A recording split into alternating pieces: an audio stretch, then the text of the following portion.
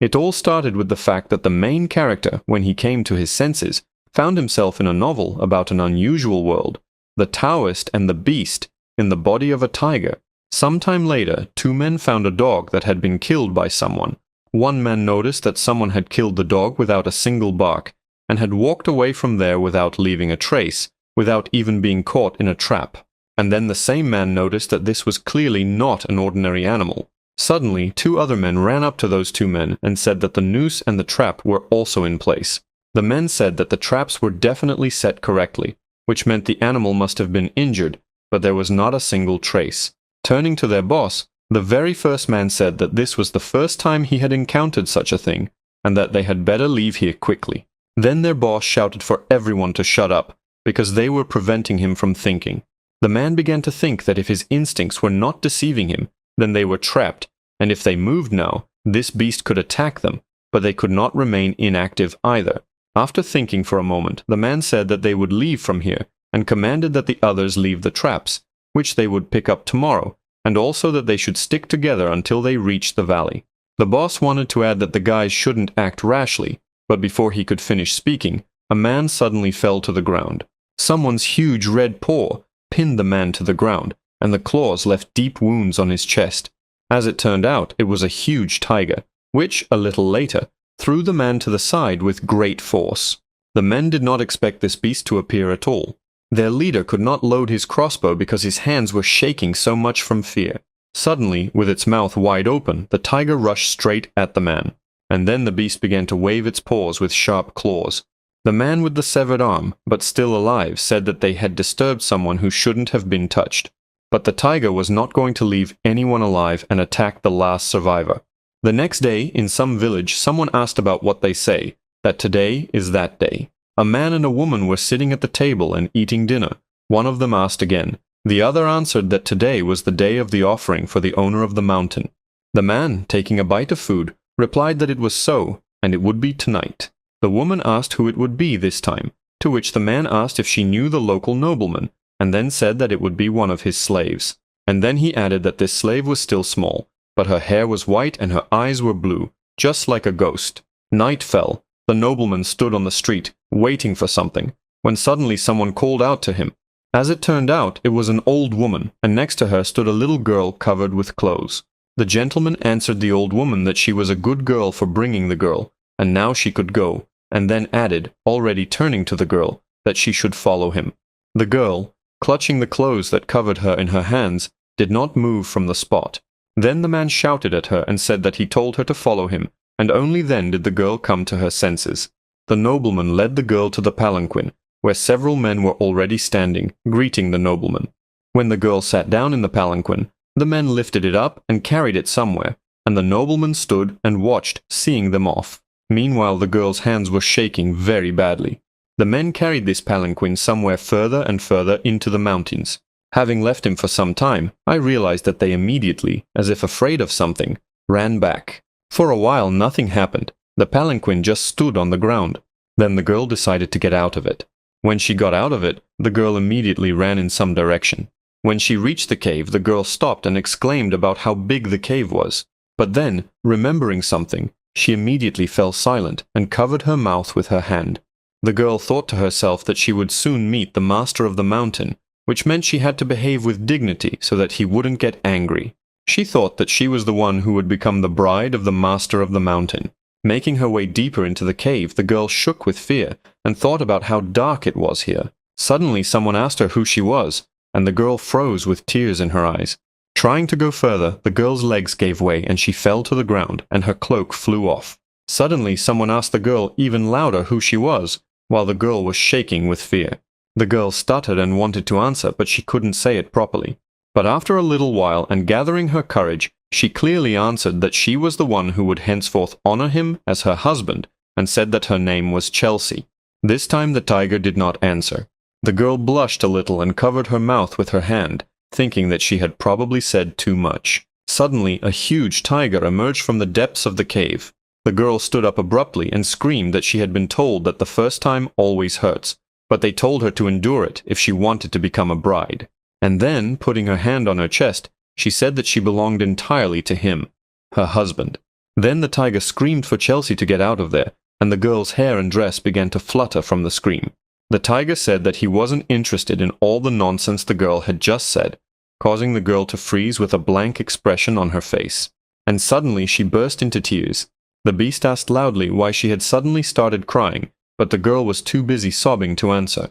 The tiger tried again to tell the girl to get out, but she immediately burst into tears even more than before. This made the beast fall to the ground, covering his head with his paw and thinking about how much he hated crying. Then, more calmly, the tiger again tried to ask what had happened and why she was crying, but the girl continued to sob loudly and did not answer. Suddenly, having calmed down a little, she answered intermittently that she was his fiancé, and he was throwing her out. Wiping away the girl's tears with his claw, the tiger sighed and replied that since it was dark outside, he would allow her to spend the night here. Then the girl burst into tears again and began screaming, which shocked the beast. Snuggling up to the tiger's paw, Chelsea looked up at the beast with a smile on her face, leaving snot on its fur. The next morning the girl lay on the tiger's fur and snored quietly. The beast, meanwhile, was no longer sleeping, and was thinking about how long this girl had been sleeping. And then, remembering the appearance of this girl, white hair, blue eyes, he noted that there are very few people in the world with such an appearance, and noticed that she had leukemia.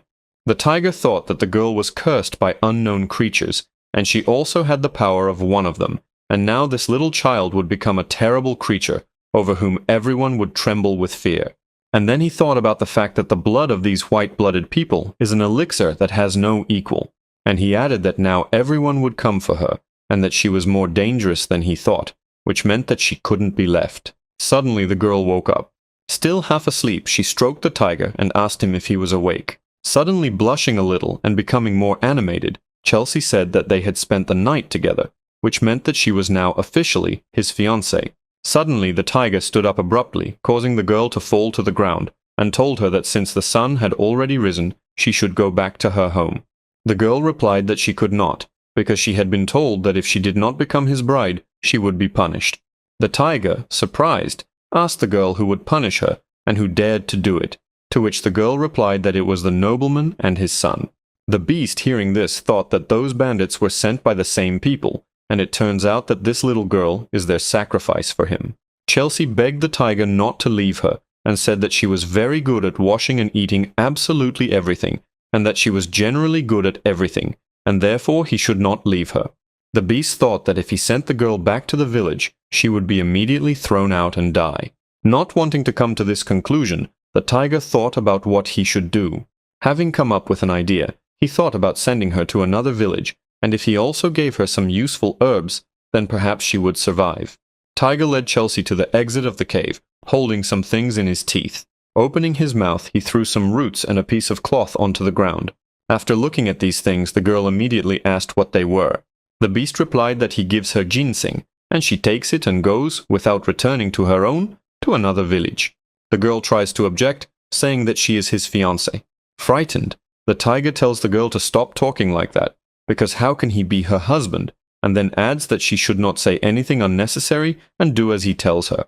And then he collects ginseng and a blanket with his tail, and says that if she sells this root, she will be able to buy a small house and even have some left over. The tiger then gives these things into Chelsea's hands, to which she says that she doesn't need anything, and that only him is enough. But then the beast turns around threateningly and tells the girl to stop making him angry. And then he goes into the cave, thinking that he is the one who is the master of the mountain, and therefore is doomed to be alone forever. But then the girl calls out to the beast, to which he tells her to get out of here already. But Chelsea says she can't go down and doesn't know where the other village is. The beast sighs, thinking that he can help, because he is basically not busy.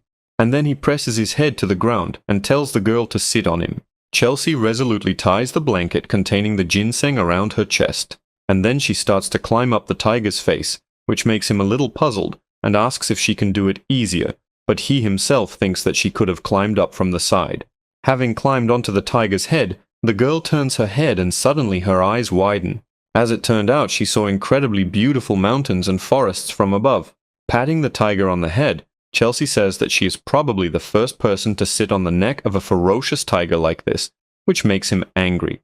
And then she joyfully closes her eyes, points her finger forward, and shouts for the beast to run as fast as possible, calling him her husband. And then the tiger pushed off and jumped forward, telling the girl to stop calling him husband.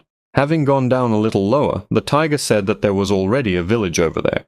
Chelsea, meanwhile, was pulling the tiger's ears, and he asked her to stop doing it because it hurt him. The girl immediately let go of his ears and apologized. And then she suddenly hugged the beast by the neck. In response, the tiger told her not to stick to him and to come down faster. In response, the girl immediately agreed, let go of the tiger and slid down his paw. As he walked back into the cave, the tiger said out loud that although he was a little interested, she had already become boring to him, and therefore they should never see each other again. Then Chelsea quickly grabbed the beast's tail and asked him where he was going. In response, the tiger asked if the girl didn't know what a sin it was to hold animals by their tails. The girl replied that she knew about it, but he was leaving his bride, to which the beast replied that she was not his bride at all. Continuing to pull the tiger's tail, Chelsea reminded him that they had spent the night together, and therefore she was his fiancée. In response, the tiger said that the girl was completely crazy, and asked how a tiger and a human could get married, and whether she understood what it meant to spend the night, because she was babbling all sorts of things. The girl screamed that despite everything she had married him, so he should be responsible for her. Wondering where the little girl got such strength from, the tiger said that he even got her ginseng, which she could sell and live without denying herself anything. Chelsea abruptly threw the bag of ginseng onto the ground and shouted that she didn't want it that way, and that if the tiger wasn't around, she didn't need this useless herb. The beast asked himself whether the girl could imagine how expensive this useless grass was, and then he thought that it would not end like this, which meant that even though he did not want to do it, he would have to. Worried that his tail would fall off, the tiger suggested that the girl go to the village to sell this ginseng, and then return back, thereby paying for the dowry. The girl's mind seized upon the word dowry, and her eyes sparkled, and she herself blushed. Joyfully picking up a ginseng wrapped in cloth from the ground, she told the beast not to go anywhere, because she would return quickly. The tiger agreed with this and began to warn the girl. He told her not to hurry too much, but the girl ran along the road as fast as she could.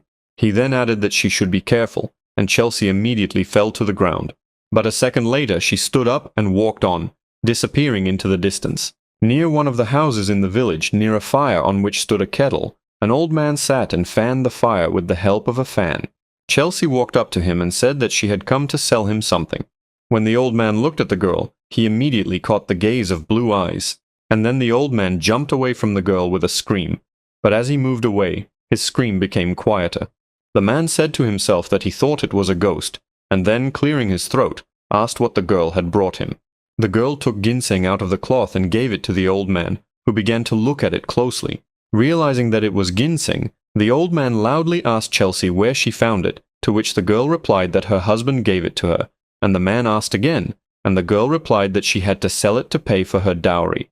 Suddenly something awakened in the old man, and he thought that these roots looked to be about 300 years old, and this child clearly did not know their value and looked very stupid, which meant that he could easily deceive her and get this root for a couple of coins. But suddenly he came to his senses and sighed, thinking how base it was that he had thought of deceiving a child. And then the old man said that he could not buy such an expensive product, and advised her to go to the house of a local rich man, and said that she should definitely say that he conveyed that this was real ginseng. In response, Chelsea bowed low to the old man, thanking him. Meanwhile, eating meat in his cave, the tiger was thinking out loud that nothing could compare to the emotion of tearing meat from a bone alone. The beast said that the world is always like this, namely that the fault lies with the one who was deceived, because one cannot be stupid, because this is already unforgivable for this world, and in general, if you think about it, then he is the one who suffered, because he was living well. And then some child came and almost took away his peaceful life. But then he thought, what would happen if the girl suddenly came here with a dowry, maybe moved in? But a second later he dismissed this thought and said that he was the master of the mountain, and therefore how could he just move because of some girl? Suddenly a female voice asked him if he was worried, to which the beast asked again that he was worried about some girl. But then the voice replied that nothing had been said about the girl. Then, feeling a little awkward, the tiger replied that he was worried about his ginseng. In response, the voice said that it was understandable that he was worried about him, because these disgusting people would definitely resort to dirty means to get ginseng.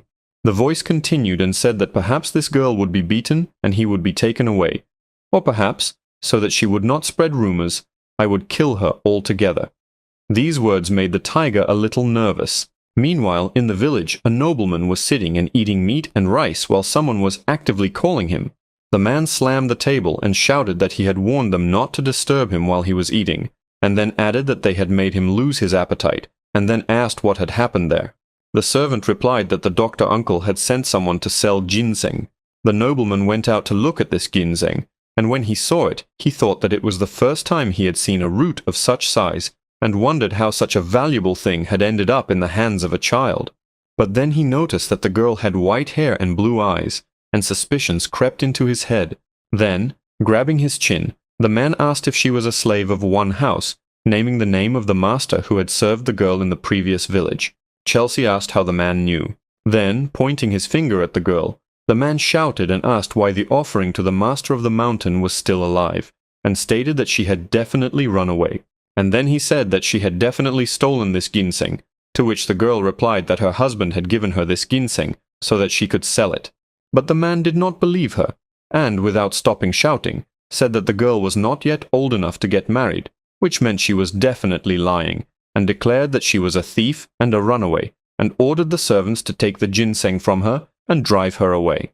The servants obeyed their master, and one of them extended his hand to the girl, telling her to give him her ginseng. While the man, holding the girl's hand, tried to take the root, Chelsea screamed that he couldn't take it away because her husband gave it to her. The servant noted that despite all his efforts, the girl did not move, and wondered how this little girl could be so strong. Losing his temper, the man pushed the girl hard, and she fell to the ground. Noticing this, the nobleman said that he wanted to let the girl go if she gave him the ginseng in a friendly manner, but now it would not work, and he ordered that straw be brought.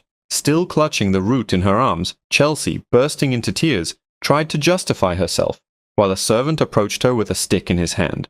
The man raised the stick over his head with a sharp movement of his hand, intending to hit the girl, and said that now they would see how her pain receptors worked. It was already evening, and Chelsea walked barefoot on the ground, crying and saying how much it hurt, and what she should do, since her ginseng had been taken away from her. But when she returned to the place where she had parted with the tiger, she found no one there. The girl froze and called her husband, and then she started running around the area, calling out to her husband and saying that Chelsea had already returned. Suddenly she stopped in front of the forest from where voices were heard, saying how delicious it smelled like girls. Some black monsters were crawling out from behind the trees, saying how sad it was that the girl was alone and how poor she was. They got closer and closer to her and asked her about how she was probably sad and in pain, and then told her to come to them, because they would be with her and would never abandon her. Chelsea gave in to the persuasion and slowly approached the monsters. Suddenly one of them opened his mouth and shouted that he was going to rip the flesh off the girl. But suddenly something cut against this monster. As it turned out, it was a tiger who said that how dare an empty soul like this covet what belongs to him. Standing behind Chelsea, the beast raised its head and opened its mouth, in which some kind of blue energy was gathering. The girl turned to look at the tiger, and then he asked who dared to do this to her. But the girl didn't answer, she just grabbed the animal's fur. And a little later she burst into tears again, screaming loudly. Meanwhile, in the village, a nobleman threw a bag of coins on the floor in front of his servant and said that he had done a good job, and wanted to ask something.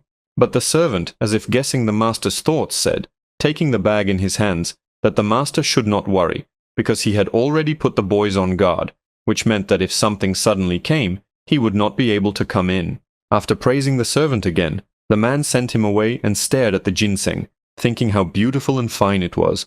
Leaving the nobleman's chambers, the man thought that with this money he could rest for several months, and then he thought, why not go to a restaurant to see the girls? Suddenly he saw that the gates began to crack, and some light was visible from these cracks. Suddenly the gate finally broke down and light filled the entire courtyard.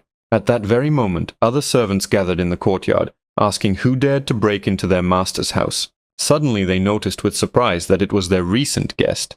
The servant who had beaten the girl earlier asked how she dared to come back here, and then said that it was clear that she had not received enough blows then, and now she wanted to die. Suddenly a tiger came out from behind her and said that they would still see who would die today. The nobleman, hearing noise in the courtyard, came out of his chambers and shouted to ask who was making noise at night under his house.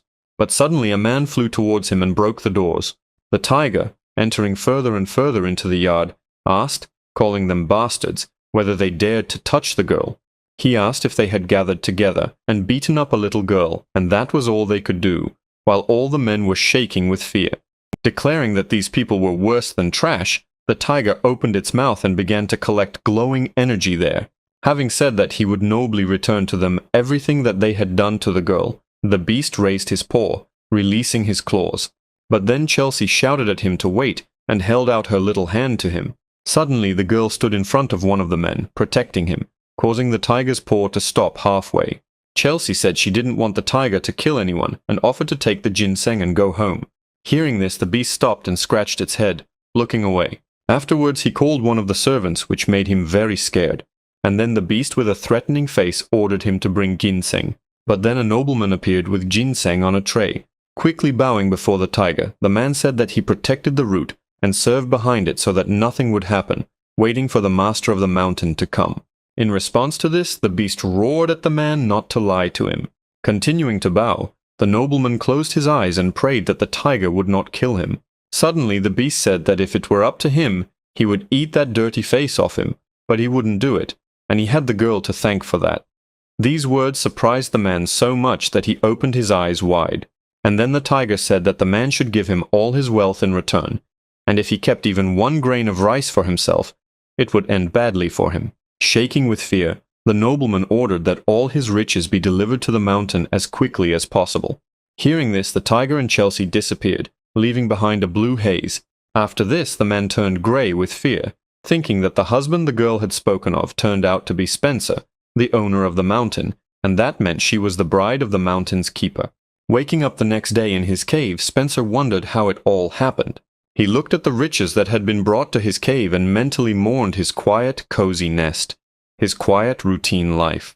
Chelsea, meanwhile, said she found wild raspberries, and then she tried to put the berries in the tiger's mouth while he was still in a state of shock. Having put the berries in, the girl asked with a smile on her face if it was true that these berries were tasty. Thinking that he had brought her back, but nothing had changed, the beast finally stood up. In response, Chelsea asked where he was going. Heading towards the exit of the cave, Spencer replied that he was going to get a drink of water, to which the girl replied that she wanted one too, and ran after him. The tiger and the girl walked together through the forest to a pond. Here Chelsea, tugging at the tiger's fur, says that she is tired and asks how much longer they have to go, to which the beast replies that they have come, and before their eyes a pond opens up, over which fireflies are flying. Suddenly a catfish flies out of the pond, and he says, turning to the owner of the mountain, that they haven't seen each other for a long time. In response, Spencer says that it is true, and asks how he is doing, to which the catfish replies that as soon as the tiger came, his life got better, and Chelsea meanwhile quietly laughs, thinking about what this fish is saying. Why is it so funny to her? Spencer tells the catfish to give him what he left with him, to which the fish mockingly asks if he wants to give it to his bride, to which the tiger only annoyedly replies that he should stop talking. Here the catfish takes a small oblong box out of its mouth, and then he solemnly presents it. The beast tells the girl to try to open this box. Chelsea gets to open a box, from which light immediately bursts out. Taking out what was in the box, the girl exclaims, talking about how beautiful this hairpin is. Spencer explains that the pin was carved from a peach tree that is over 1,000 years old, and that the pin has the ability to ward off evil spirits, which is why the girl must keep it with her at all times. Slightly taken aback, Chelsea asks if he really wants to give the pin to her, to which the tiger sarcastically asks if he should wear it himself. Suddenly tears appear in the girl's eyes. In a panic, the beast asks what happened to her again. Chelsea says this is the first gift she has ever received out of the blue. Thinking that this is her first gift, the girl presses it to her chest and mentally swears to take care of it. The next morning, the girl is sleeping on the tiger's fur again, still holding her new hair clip. Spencer turns to see the girl mumbling in her sleep, and then he suddenly gets up, wondering when Chelsea managed to lie down next to him, and the girl gasps and falls to the ground. Still half awake, Chelsea asks her husband if he's awake yet while drooling. The tiger tells the girl to get ready because they are going on a long journey. In response, the girl asks where they are going, to which the beast replies that even if he tells her, she still does not know, and then tells her to take as many valuables as she can. Chelsea walks over to the chest of floor and jewels and begins to pick them up, putting them into a bag. Suddenly, a female voice asks the tiger if he has to do this, to which he mentally replies that he will not get involved in her destiny. In response, the voice asks if he does not think that becoming a bride was her destiny, or is he simply still afraid of forming connections with other people? The beast replies that everything is not like that at all, and that a person must have a human destiny, and it is very different from him, an animal, and besides, it is enough for him that this voice bothers him. The voice notes that the tiger used to hate the word fate, but now he has begun to use this word often. In response to Spencer, he says that she has remained as grumpy as she was, despite the years that have passed. In response, the voice mockingly says that they say that the older you get, the wiser you become, but apparently this is all nonsense because with age you can also become dumber. To which the tiger, starting to get angry, asks her again what she just said. In response, the voice innocently says that she did not talk specifically about him and asks why he was so angry. Then Chelsea speaks up and says that she has finished getting ready and stands in front of the beast with a bag in her hands. Sometime later, a woman and a black tiger appear in the cave. Entering the cave, the tiger notices that there is no one there and asks the woman if this is not where they need to go. The woman replies that this is indeed the case, this is where they need to go, to which the tiger asks why then Spencer is not here. The woman replies that perhaps it is because he is afraid of him, to which the black beast asks if she really thinks so. The woman says if it's not Tao, then why isn't Spencer in his own house? Hearing this, the tiger bursts into a malicious laugh and says that it is so, that he ran away because he was afraid of him. In response, the woman sighs and asks if he wants to come back. Lying down on a rock, the beast replies that he doesn't want to, and says that they should stay here, because sooner or later Spencer will return. And then he bursts into caustic laughter again, saying that he wants to look at that face when Spencer sees him. In response, the woman sighs again and tells the tiger not to laugh like that. Meanwhile, an old man and a little boy with a bag on their backs are walking along the road. Suddenly, as they climb the slope, they noticed a tiger in front of them. The boy exclaims in fear, and the old man, standing in front of him and covering him with his hand, tells him to move away from here. Spencer and the man lock eyes. But then the old man notices that there is a little girl sitting on the tiger's head. The boy and the man look at this girl in surprise. Noticing these people, Chelsea greets them with a smile on her face and waves her small hand. Blushing, the boy also greets her in it and waves his hand hesitantly in response. As the tiger walks away, the boy tells his teacher that there is a girl sitting on the tiger's neck, to which the old man replies that they will watch them. Night has fallen. A deer is running through the forest and chewing grass. Suddenly a tiger attacks this deer. He successfully grabs this deer by the side with his teeth, while the other deer, seeing this, runs away in fear. Holding the deer in his mouth, Spencer thinks about why he always has to share his kill, but then calms himself down by thinking that they will soon reach the village. After taking the deer, the beast says that this is dinner, in response to which Chelsea runs up to the tiger and is surprised at how quickly the beast caught this deer. And then she says that you think that among tigers, Spencer has the most excellent hunting skills. The slightly stunned tiger replies that it was very easy. And then, scratching his nose, he says that he can get anything if the girl just says so. Then he tears off the deer's leg and gives it to the girl, telling her to eat it. In response, Chelsea says that she does not eat raw meat. Spencer is surprised by this and asks if she doesn't even know how to make a fire, to which the girl replies that she doesn't know. Suddenly, the old man they had met earlier notices that the tiger and the girl are having some trouble and says that they can share their fire with them. Chelsea thanks the old man and says that they can share some meat with them in return, to which the man replies that they would be grateful. Spencer is there, off to the side, chewing on a deer's body. Tiger thinks that the girl only had to bring fire here and wonders what she has been doing for so long. Looking towards the people, the beast notices that Chelsea is talking to a boy and notices how wide his smile is. The deer leg is roasted over a small fire. Chelsea looks at this and drools run down her face. Spencer scratches his cheek and asks the girl, looking away, what they were discussing for so long. Wiping away her drool with her sleeve, Chelsea replies that the boy is the same age as her, which is why they decided to be friends, and says that the boy's name is Ben. Suddenly, the girl's stomach begins to rumble loudly, and the tiger remarks out loud that the girl seems to be very hungry. Chelsea, worried and with red cheeks, replies that if the animal is hungry too, she can share with him. Spencer asks what she's talking about, because she herself is very hungry, because he can hear the whale howling in her belly. In response, the girl, a little offended, replies that the tiger has a whale in its belly. Licking his paw, The tiger says that it seems that hunger has hit the girl hard in the head, and then wonders why she is so ashamed. In response, the girl jumps up and says that everything is wrong. Spencer replies that he is not deaf, and that it is just him and her, and then asks if he can really distinguish the sound from his stomach. The girl begins to frown and puff out of anger. Suddenly she grabs the deer's leg, and shouting that the tiger is a fool, Chelsea runs away with her leg in her hands, while the animal wonders what is happening to her. As the girl runs deeper into the forest, a woman's voice sighs and asks if the tiger can't understand the girl's feelings, and then the voice asks if Spencer should follow her, because that's what's dangerous there. Wondering what he did wrong, the tiger says that the hairpin will protect her. The voice says that maybe the hairpin will protect her from evil spirits, but there are more terrible creatures in the forest, and maybe she will even get lost. In response, licking her paw, Spencer replies that then this is her destiny. Then the voice asks if fate did the same to her, to which the tiger does not answer, and then he asks why the woman cares so much about her. In response, the voice says that a tiger can't be honest with himself, to which Spencer replies that she shouldn't say stupid things. Suddenly, an old man appears right in front of the tiger and says that the beast is not a sacred animal, but just a creature that kills people. Rising from the ground, Spencer asks again. The old man says that he is from Mount Conger, and then asks the tiger that he didn't think that he didn't know about the ghost that is always next to him. As it turns out, the ghost, who was previously a man but was killed by a tiger, does not leave him, but bewitches other people and leads them to the tiger.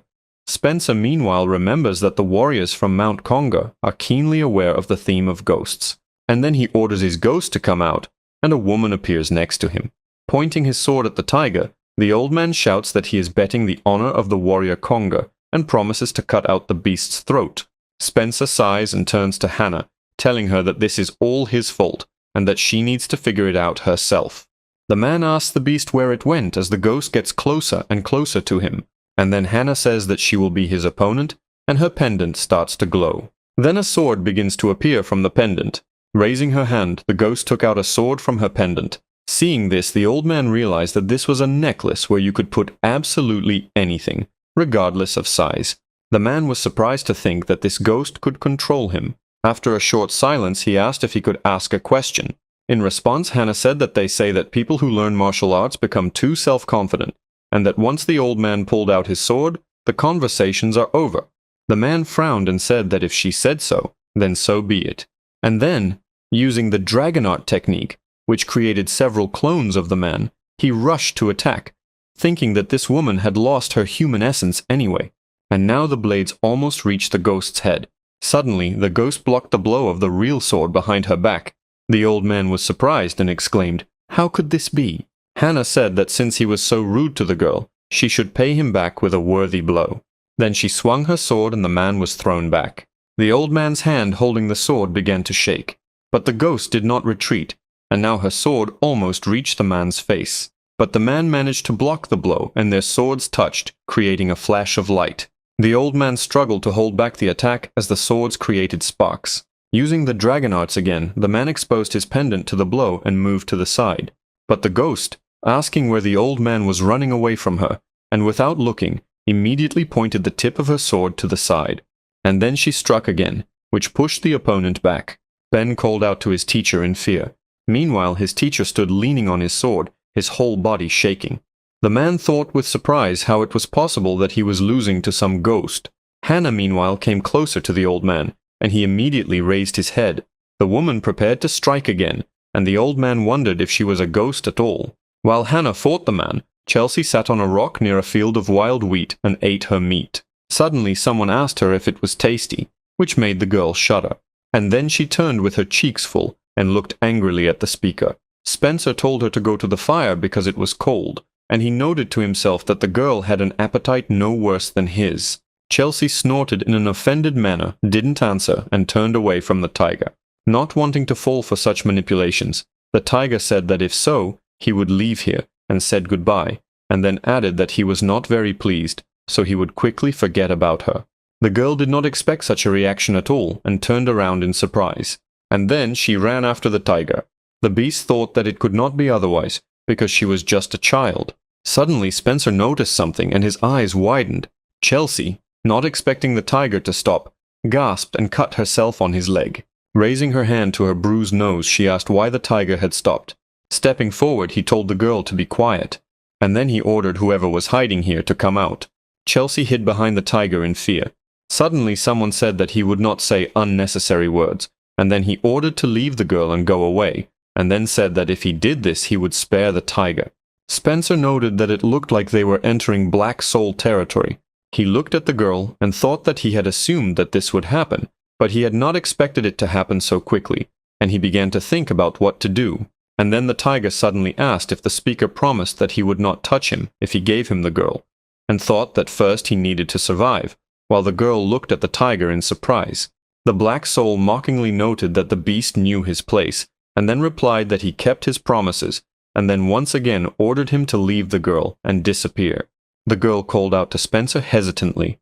The tiger looked at Chelsea and ordered her to let him go. In a panic, the girl asked why he was doing this. Was it because she was angry? And then he said that she would not do it again and asked him not to do this to her. Looking sternly at Chelsea, Spencer said he didn't want to die here with her. And then he said that he, of course, became attached to her, but not so much as to die with her. And then, with a jerk of his leg, the tiger told the girl to accept her fate. And then the beast began to leave. Suddenly, a dark shadow appeared behind the girl, who laughed and said that the white-blooded one would soon die. Meanwhile, Jeanne asked the old man, pointing the sword at his face, if he understood everything now, and then said that she would not ask him to believe her, but she wanted him to know that they did not want to harm this girl. And then she removed the sword from the man's face, while he remained silent. Sighing, the old man replied that what else could he do? Even if he didn't believe, he had to believe. With a smile on her face, the ghost said that it was good that he understood everything, because there is nothing more stupid than not knowing your place. And then she asked what the man was doing here with his student, to which the old man replied that they were here for spiritual training. Hearing this, the woman said that here you can find something that you can't find anywhere else. Standing up with the broken sword in his hands, the man said that she was right, and that was why they came here, believing the rumors. In response, the woman asked what kind of rumors. The old man said that since ancient times, many people have been dying in these places. Hearing this, Hannah asked the man to continue his story. The old man said that all the corpses were without limbs, and they cut the skin of their stomachs, as if they wanted to find something there. The woman's thoughts latched onto the phrase, wanted to find. Suddenly the ghost and the old man felt something. They looked around and noticed some green smoke rising from behind the trees. Hannah guessed that something seemed to have happened. Waving his sword, the Black Soul repeated the word white-blooded, as if savoring it. And then he said that for more than 200 years now, they have been saying that there are no more of them left. Smiling, he said that in this world there was no one more fortunate than him. He reached out his hand to her. The girl looked at him with an empty gaze, and the Black Soul told her to go with him. Throwing Chelsea over his shoulder, the Black Soul went somewhere. The girl meanwhile recalled how, upon seeing her, all the boys began to shout insults and throw stones at her, and told her to leave their village. She remembered how after she looked back at them, they would run away in fear. She recalled how one day she held out her hands with a chipped bowl, asking for food. But instead of helping, they poured slop on the girl. And then they asked her how she dared to come here, and said that she was bringing bad luck to their village. She recalled how she had to sit outside in winter without warm clothes. But suddenly one day someone approached her. As it turned out, a nobleman approached her. This nobleman took her with him, and he gave her clothes that were not torn. He also gave her a warm blanket. But suddenly the woman who was in the room with her threw a pillow at her and shouted at her to go away and not to dare come near her. So the girl began to work as a servant in the house of this gentleman, where she was constantly shouted at. She recalled how one day, when she was unloading a cart, one of the servants said that if she did not finish it in the given time, then she would not see food that day. Then the girl thought that she needed to work harder so that she wouldn't get kicked out, and that she needed to be harder because she didn't look like them. Suddenly she heard some girls congratulating one of them on the fact that she had been proposed to, and that she would now have a family. Chelsea decided to watch them through the fence while the girl bragged that her future husband gave her an engagement ring. Suddenly someone called out to the girl and asked what she was doing there, and then she was beaten for being idle. Sitting on the roof at night, Chelsea thought about love, marriage, family, and imagined that the star was her husband, and then she told herself that she heard what those girls were talking about. She said, looking at the sky, that she didn't quite understand everything, but these were very beautiful words. And then she asked the stars and the moon if she too could get married, if she would have the only one who would protect her and scold others for scolding and beating her. She asked if she would have someone who would love her and do everything for her, if she would have only her husband. Thinking about this, Chelsea laughed, swinging her legs. Then one day the gentleman said that she should marry Spencer. Hearing this, the girl blushed. While doing business and remembering her future marriage, she blushed every time. Chelsea thought about what her husband would be like. She didn't want him to have a cool look. She didn't demand some angel as a husband. The girl smiled, thinking that she too would have a family, and that she would no longer be alone, and that her husband would be a tiger. Chelsea learned from one of the girls that her husband would be a tiger. This girl said that it is unknown when he will decide to eat her, his bride. Hearing this, the girl became frightened. When she was being prepared to be sent to the mountain, she was no longer happy, but thought only about the fact that she, a homeless person, was taken into a house, dressed in clean clothes, given a room, just for this moment, and therefore, in the end, she could not become a person. She was only a ghost in human form. Meanwhile, the black soul reached its refuge, and he struck the stone with his sword. Taking the knife in his hands, he said that the girl's blood and body would belong to him, and that it would be bliss. Coming closer to Chelsea, the black soul said that he would not abandon her like the tiger did. Taking her head and preparing to plunge a knife into it, he said that she should not be sad, but that she should be reborn again. And so the tip of the knife began to approach Chelsea, but she thought only about the fact that she did not hate Spencer, because meeting and being friends with him, his warm hugs, what he did for her, what he gave her, made her happy. And so the girl prepared to die with a smile on her face. But there was no knife blow, and the crippled black soul fell to the ground. As it turns out, Spencer came out of nowhere and tore his arm off. The black soul screamed furiously, cursing at the tiger, and the tiger in turn called out to Hannah, still holding his hand in his teeth. And suddenly some black smoke appeared behind the girl, and out of it came Hannah and asked Chelsea if she was okay. Turning around, the girl asked who this woman was and what was going on here. The woman replied that her name was Hannah, and that she was a ghost who never left Spencer. In response, the girl said that her husband hated her. In response to this, the ghost said that this creature was very strong and that it was probably a strategic move. And then she added that the tiger treasured the girl very much, which made her shudder a little and say that then he said that everything was not like that at all. Hiding behind the invisibility cloak, Hannah urged Chelsea to look at the beast, to look at how it was trying to protect her. And then she added that the enemy was much stronger than Spencer, while the tiger fought fiercely with the black soul. Looking at this battle, at Spencer, the girl began to remember her dreams about whether she would have the one and only. She wondered if she would have someone who would protect her and scold others for scolding her or hitting her. Remembering these questions that she asked the stars and the moon, she burst into tears. Chelsea burst into tears and said she didn't even know that, before adding that she would be more obedient from now on. Hannah didn't answer, but just looked at the girl with a smile, and then she took off her robe and began to throw it over the girl, saying that it was dangerous here, and they needed to leave, to which Chelsea tried to object.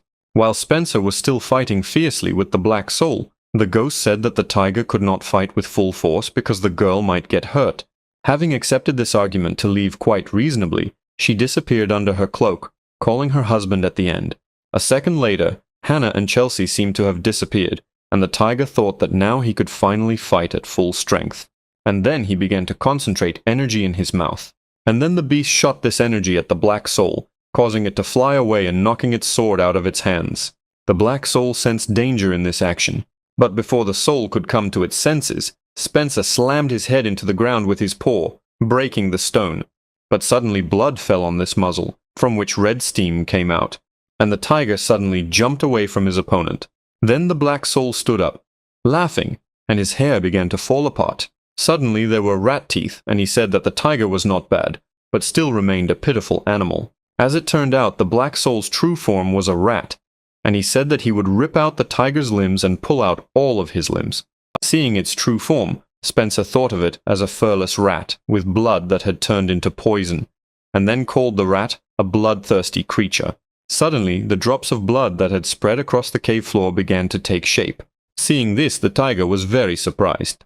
The rat said that the beast had not taken into account his strength, and suddenly a bunch of small rats began to form from his blood, which rushed forward with a vile squeal. The blood rats rushed in a crowd at the tiger, and their leader shouted that the tiger would not escape from him alive. Spencer then struck one of the blood rats, causing it to burst immediately. The blood of this rat got on the tiger's paw and immediately began to burn, which caused pain to the animal. Seeing this, the rat laughed and exclaimed that it was all useless. The army of blood rats charged at the tiger again, while their leader shouted that a pathetic creature like Spencer would never be able to stop him. As the rats rushed at the tiger and burst, leaving behind their burning blood, the rat screamed that the beast would not escape from the rats made from his blood, and that the tiger should die a miserable death, as was destined for him. After some time, the tiger was covered in blood, which is why he began to become paralyzed. While the blood rats continued to mercilessly pounce on the tiger's leg, Spencer thought about how things could have been different if she had been here now. Suddenly the beast cried out that it was in pain. The rat noticed that the tiger had stumbled and was open to attack, and then he, shouting that he was caught, kicked Spencer in the face. From this blow the tiger flew back and hit the rock behind him. The rat screamed for the tiger to die slowly and painfully, and then a bunch of bloody rats pounced on the beast. Crushed by these rats, Spencer thought only that he had to endure it a little longer, and then he pushed away all these rats, concentrating energy in his mouth. But still, all these attacks did not pass without a trace, and the beast was already pretty battered, and vapors of this poisonous blood were coming from it. Chris was surprised to note that he was still bravely going against his attacks, and trying to run like a dog in water. Afterwards he pulled out his huge claws, and said that he would do him the honor of finishing him off himself. Calling his opponent a dirty rat, Spencer said he talked too much and for too long. Suddenly, Hannah attacked the rat from behind with a sword, and with a sharp movement of the sword, she made a deep cut on the enemy's neck, causing blood to flow out like a fountain. The woman told the rat that he was too reckless. Meanwhile, the black soul shook its head in panic, making grunting and gurgling sounds. Spencer said that he was taking too long to die, and indignantly told him to die already. Clutching the wound on his neck with his paw, the rat began calling his opponents small creatures, and then said that they dared to touch his body. Thinking that there would be no second chance, the tiger raised his paw, preparing to attack, and used the furious fist technique, causing his paw to glow with blue fire. And then the beast rushed at the enemy, who was discouraged by this. And so, when the tiger's paw was almost at the opponent's face, he used the furious fist technique. Rat, a second before that blow tore his head into pieces, screamed that he hated that damn tiger. The lower part of the rat's body, still intact, fell to the ground, while the edges of the wound glowed with blue lights. The blue fire slowly but surely burned the body of the scythe, and then this fire flared up and engulfed the entire remaining body of the black soul. Meanwhile, dawn was already breaking outside. As he left the cave, Spencer breathed a sigh of relief and said that he almost died there, and when he came out of the cave, he noticed with surprise that it was already light. Hannah, holding the rat's sword and his eyes in her hands, decided to draw her tiger's attention to what interesting things they were able to obtain, and then said that they would be very useful to them in the future. Tiger asked where Chelsea was now, to which the ghost replied that she took her to an old man in the village and told them to go to the village. Then she said that if the beast suddenly died, then she would also lose her power, and if that happened, then all these creatures would attack the girl. Tiger frowned at the ghost and said nothing while she smiled innocently. And then Spencer admitted that it was true, and wondered what kind of feeling had awakened in him. Hannah then suggested that they go to the girl, to which the tiger only chuckled thoughtfully. Spencer thought that as soon as he left the mountain, this happened immediately, and this would happen again. And with such strength, he was not sure that he could protect the girl, but by killing this monster, he received an eye with the ability to transform, and wondered if this was an accident. Looking at the eyes, he thought that if he were to transform into a human, he would be able to use the sword he had received, and would be able to fight stronger opponents. He also noticed that he would finally be able to use the technique that he had been unable to master for so long. Flame blue flower. And he said out loud that before they went to Chelsea, he had some things to sort out. And then the tiger decided for himself that he should transform into a human. Meanwhile, the old man was walking with two children. Chelsea asked how far they still had to go, and then began to worry that her husband could not catch up with her. Turning around, the man said that the village was already behind the mountain, and said that they would wait for the tiger there. Suddenly Ben told Chelsea that the tiger could not be her husband. Then the girl, screaming and pulling the boy's hair, asked what he was talking about, and then said that if she said that the tiger was her husband, then he was her husband. Then she let the boy go, and said that if he told her to do something again, he would get into trouble, to which the boy replied, holding his head and crouching down on the ground, that he understood everything. Suddenly, a man in a hat turned to the old man and asked who it was. The man in the hat asked the old man, while his carriage was riding alongside, if he was Joshua from Conga, and the old man asked if it was Harvard. And then, folding his hands in a welcoming gesture, the man said that he was expressing his respect to the senior student, to which the latter replied that there was no need for such formalities. Harvard said it had been 10 years since he left Conga. The old man replied with a smile on his face that people from there will always remain family. The man suggested to the old man and the children that if they were heading in the same direction, they should go together, to which Joshua happily agreed. Meanwhile, something was happening on Mount Wulong while the sky was covered with clouds. One boar, drooling, shouted that their leader must make a decision because the number of people was growing. Another boar shouted that since there are more people, there are more animals that become food for them. And then they all shouted together, looking at the chief who had a tree growing on his back, that this was their family's business. And then they asked about who would take care of Mount Udun if their leader was gone. The boar chief thought about how he wanted to leave this place in peace, but there was no one to protect these helpless ones, and it would be too selfish to abandon them like this. Suddenly a raven flew up to the leader and whispered something in his ear. Then someone said for the boars to disperse, and a red paw stepped onto the land of the boars. The tiger came closer and closer to the leader until he did not open his eyes. Spencer noted out loud that this was their first meeting in 30 years. The chief of the boars said that he hardly came to get even for the past, and asked what had suddenly happened to the keeper of the mountain. Thinking about how petty this boar was, the tiger asked why he suddenly started feeling nostalgic, and then said that he came to find the flame flower. The boar's thoughts caught on the phrase, flame flower, and he asked himself why the keeper needed this valuable medicinal herb. The chief said that he had this flower, and the tiger thought that he doubted that he had it, but still he had it. Then the boar said that the tiger must do him a favor, and if he refused, he would not take even a single stone from this mountain. Spencer asked again about the favor.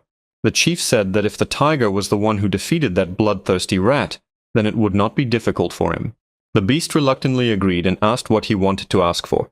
Squinting slyly, the boar said that it was not difficult at all, and then added that he just needed to follow his son and help him. Some time later, many wild boars began to descend from the mountain. The tiger was walking somewhere with them. Hannah noted that there were a lot of wild boars here, and then asked if they had accidentally fooled the tiger. Spencer replied that there was nothing to be done. He couldn't fight all these pigs alone, and the main thing was that he got this flower. And then he added that they would see what would happen, and if something unexpected happened, they would run away.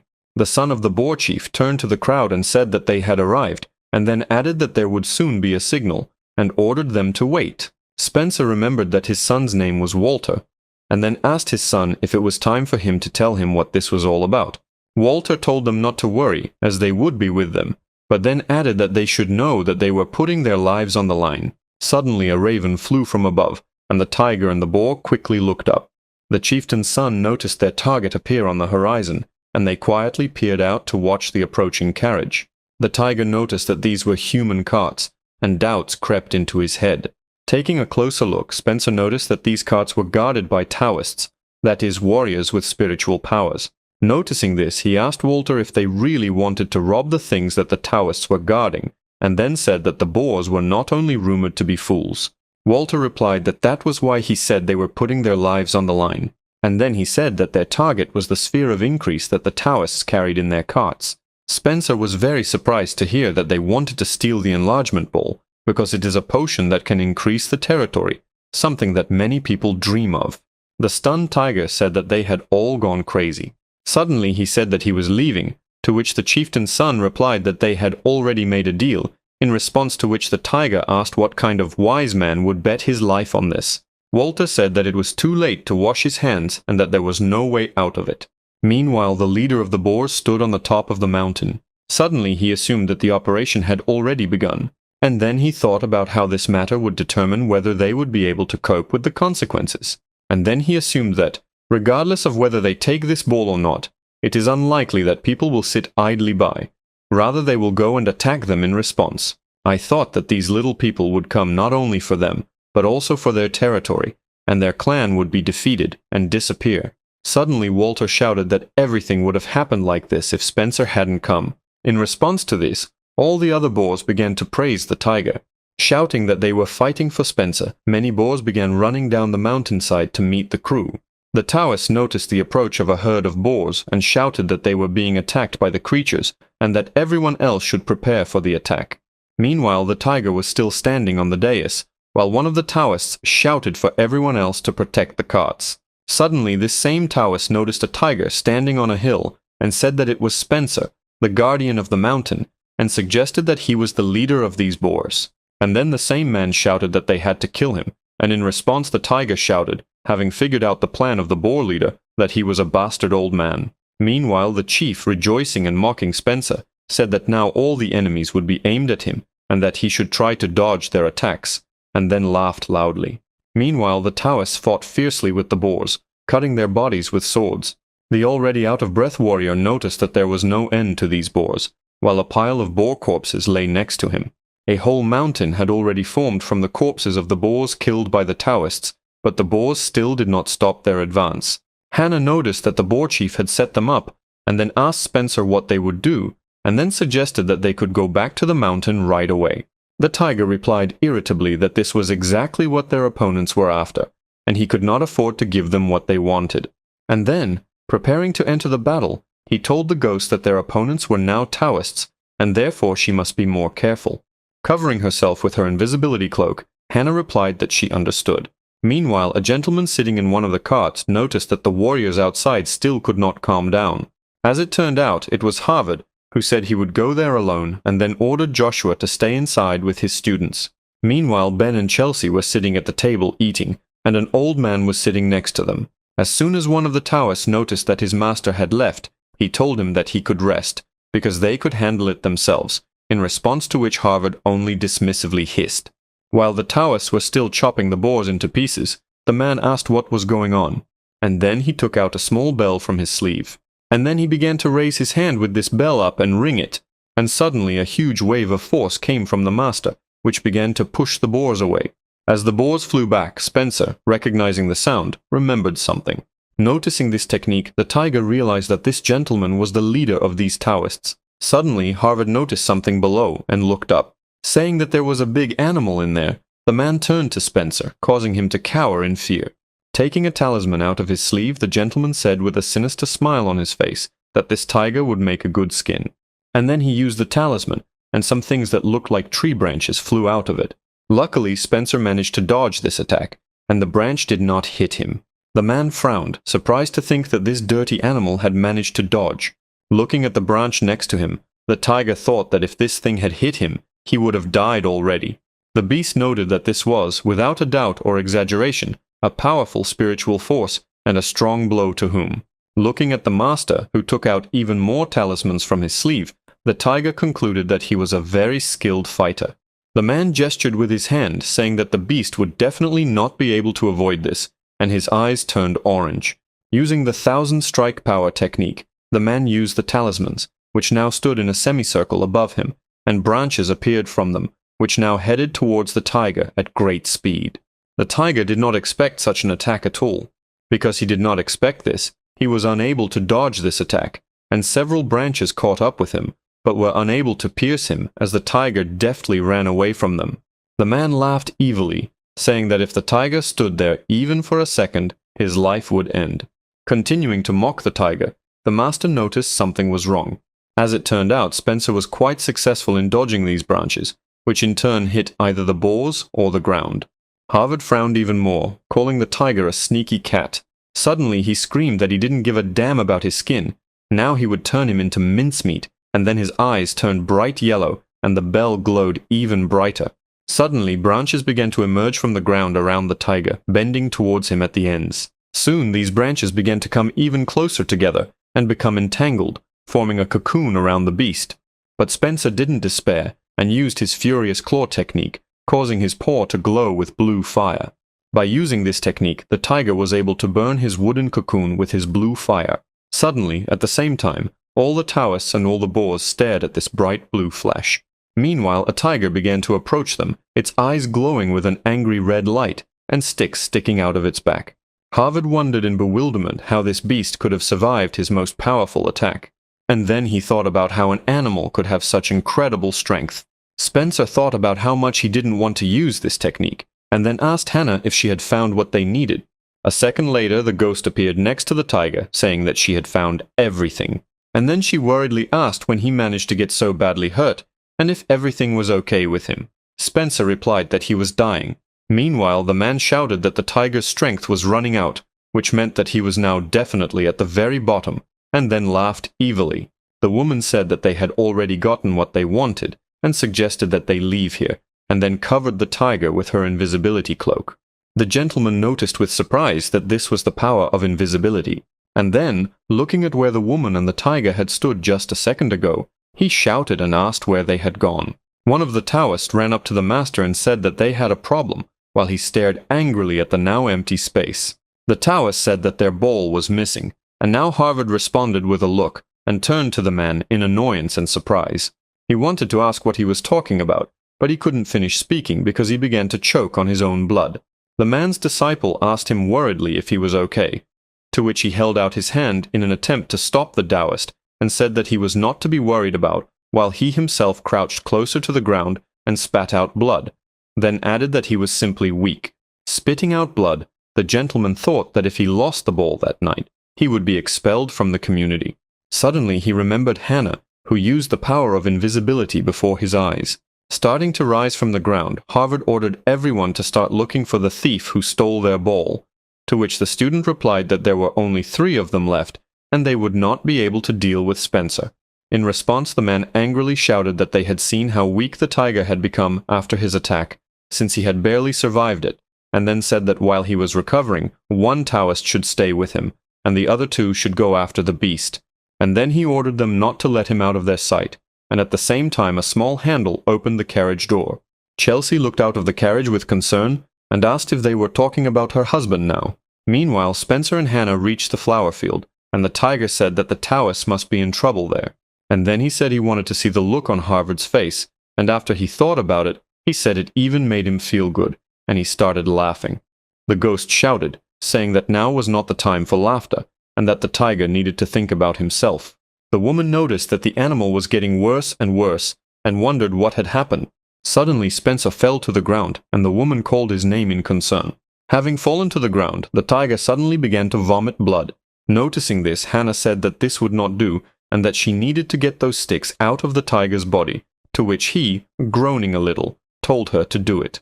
Suddenly Spencer's scream shook the entire forest. Taking one of the sticks out of the tiger's back, the woman noticed something bad about it, while the tiger meanwhile angrily muttered that he should have been warned before taking out this stick. Then the ghost said that these sticks had taken root in the body of the beast, and her hand shook slightly with fear. Sweating and emitting steam, the tiger told the woman to continue. The ghost tried to object, saying that he was already bleeding heavily, to which Spencer replied that if he waited any longer, those branches would suck all the blood out of him, and if she got them, it would be better than that slow and painful death. However, these arguments did not seem too convincing to Hannah, and she again found herself objecting, to which the tiger said that she knew he could handle it. And then again, but more insistently, he ordered her to pull out these branches. After a slight hesitation, the woman nevertheless took hold of one of the sticks, and, saying that it would be very painful, began to pull them out of the animal's body. Meanwhile, the Taoists were following Spencer and Hannah. Suddenly one of the Taoists dropped to the ground and said that they had found this tiger. The other noticed that this tiger was very badly injured. And then this same Taoist told another to be careful, even though this tiger was badly wounded. In response, the first Taoist said that he knew what the mountain master's strength was, so he was sure that he was now dying. The first Taoist rose from the ground and said that the ghost next to the tiger had priceless power, and if they took this power away from her and returned the ball, they would be promoted. Meanwhile, Hannah had removed all the sticks from Spencer's body, and then she thought that even though she had gotten all the sticks, the tiger had lost consciousness, because he had lost a lot of blood, and then she decided that she still had to wake the beast up. Suddenly, someone's voice sounded from behind the ghost, asking who it was, to which the woman immediately turned around. The two Taoists finally reached the tiger, and one of them said that although the tiger was breathing, he was sure that these were its last breaths, and Hannah, screaming, asked how they found it. and then she took out a sword from her necklace. Attacking the ghost, the Taoist defiantly asked if she really wanted to protect her master. Shouting that this was all very funny, the Taoists pounced on Hannah, their swords pointing straight at her. Meanwhile, Harvard was in some dark space and was meditating while some blue vapors were coming out of it. Exhaling blue smoke, the man thought that he had restored his strength to the 3rd level. And then he decided that this was enough to return to the fight. The Taoist, who had been ordered to stay by the master's side, was now guarding the carriage, and he lamented that they were being attacked not even by people, but by some kind of animals, and then remarked that it wasn't even funny. Suddenly something passed the crew window, and some bright flash came out from there. As it turned out, it was Harvard, who was thinking that although he had not yet fully recovered his strength, there would be assistance next to him, and then, heading straight to the tiger, he remembered the stone on the ghost's neck, and assumed that it was most likely priceless. And then, with a greedy smile on his face, he suggested that there were many other valuables in this stone. Anticipating what would happen next, Harvard thought that if he thought of a strong tiger and a ghost who had power over that stone, then he would be the richest man. Sometime later, the man finally noticed the body of a tiger lying in a flower field. The man noticed with delight that his prey was lying right before his eyes. Meanwhile, in the carriage where Joshua, Ben, and Chelsea were sitting, there was some kind of commotion, and the boy told the teacher that the girl had disappeared. In response, the man asked again, and the boy replied that she said that she was going to pee in the bushes, but after that he did not see her. Going outside, the old man quietly cursed and exclaimed that it was very dangerous in the mountains. Meanwhile, Chelsea was walking somewhere through the forest, up the mountain. Sweating a little from the climb, she thought about how she was sure those people were talking about her husband, and although she didn't know why they fought, she knew for sure that her husband had come for her. So the girl decided that now she would go to him. It was already getting dark, and Spencer was still lying in the flower field, and the flowers were covered in his blood. And Harvard came closer to the tiger's body. The man grinned and assumed that the animal had died while pulling out its branches, then thought that it was obvious and lamented how boring it was. Looking to the side, the Taoist said that since the tiger died, it meant that the ghost had also evaporated, which meant that her little thing was somewhere here, and it had to be found. After examining the area around the tiger's body, the man was surprised to note that the necklace he was looking for was nowhere to be found. Starting to shake with anger, Harvard assumed that one of his students had already taken the necklace.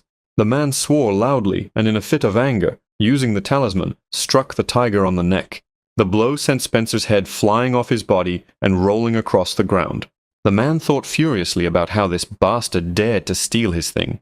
And then, assuming that this Taoist could not have run far, Harvard set off in a bright flash to look for him. Sometime later, someone approached the tiger's head. As it turned out, it was Chelsea who took Spencer's head in her hands. And then she smiled weakly and turned to her husband. Bringing the head back to the body, she asked if he had decided to play a joke on her again. The girl said that she would not let herself be deceived again. After attaching the head to the body, Chelsea sat down next to him and told the tiger to stop teasing him and get up quickly. But then the head fell off the body again, and she rolled across the flower field. The girl stared at the head in surprise, and then she picked it up again, saying again that she had asked him to stop making these jokes. Chelsea reattached the head to the body and said that Spencer had done a good job and should stand up. But the beast did not get up, and his head fell off again. Then the girl burst into tears. And then she burst into loud sobs near the lifeless body of the tiger. Meanwhile, Hannah was carrying Spencer on her shoulder, saying how heavy he was. Suddenly, she dropped it on the ground. The blow caused the tiger to suddenly open its eyes. The beast rose abruptly and wondered when he had managed to pass out. And the ghost was glad that he finally woke up. Suddenly, Spencer noticed something strange about the woman. As it turned out, Hannah was slowly evaporating. A few hours earlier, she had fought with 2 Taoists. The sword swings flickered in the air like a bright flash. One of the Taoists was amazed at the power of this ghost, and replied that at this rate they would lose. Suddenly an idea came to his mind, and then he pulled 2 knives out of his sleeve. And saying that if the tiger dies, the ghost will also die, the man threw these 2 knives into the tiger's body. And now there was a second left, and these knives would plunge into Spencer's head, killing him. But suddenly Hannah runs up and protects the beast with her body, and the knives end up in her back. The Taoist who launched the knives notes that sacrificing herself to save her master is the only way for her to survive. Suddenly the ghost says that she has been messing with them for too long and screams to end it all. Turning to Spencer, she says that he's going to be in a little pain now. and then a huge amount of purple smoke starts to come out of Hannah. One of the Taoists looks at this with bewilderment. The other one, angry, asks if she really decided to use illusions, and then says that she is not his equal and attacks her with a sword. The first Taoist tries to stop his comrade. Suddenly the ghost's eyes light up with a bright flash. A purple light engulfed everything around and began to destroy the Taoist's body.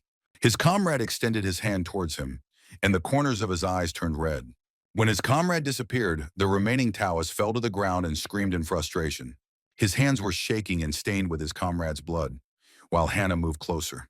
She said that she had, of course, spent her strength, but not to the extent that she would lose to swindlers like them. With tears in his eyes, the man looked at the ghost and thought that she was invincible. And then he prayed that she would not kill him because he was just following orders. The woman asked the Taoist if, after all he had done, he was now asking for mercy. Hitting his forehead, the man fell down in a bow before Hannah and said that he would do whatever she asked if she would spare him. In response to this, the ghost asked if the man had a talent for magic, and upon hearing this, the man's eyes widened. And then he answered, raising his head, on whose forehead a bloody mark was visible, that he had the ability for magic and he would do anything. Then the woman took out the eye that remained after the victory over the black soul, and a spell appeared from it, and she told the Taoist to look at this spell and immediately get to work as quickly as possible, and she would supply him with the necessary raw materials. And then she, looking sternly at the man, added that what he made, he would eat himself, and therefore he needed to be very careful. After hearing about what happened before his awakening, Spencer said that what she gave him to eat was what turned the Taoist into a copy of the tiger. And then, looking at the ground, he sadly noticed that the ghost had to suffer greatly because of him. Reaching out to the animal, Hannah said that when the tiger lost consciousness, she gave him that ball, and it seemed that the ball was really effective, since Spencer was able to survive with such wounds. Suddenly, she fastened her necklace around the beast's neck, saying that the tiger only had to absorb all the beneficial properties of the ball.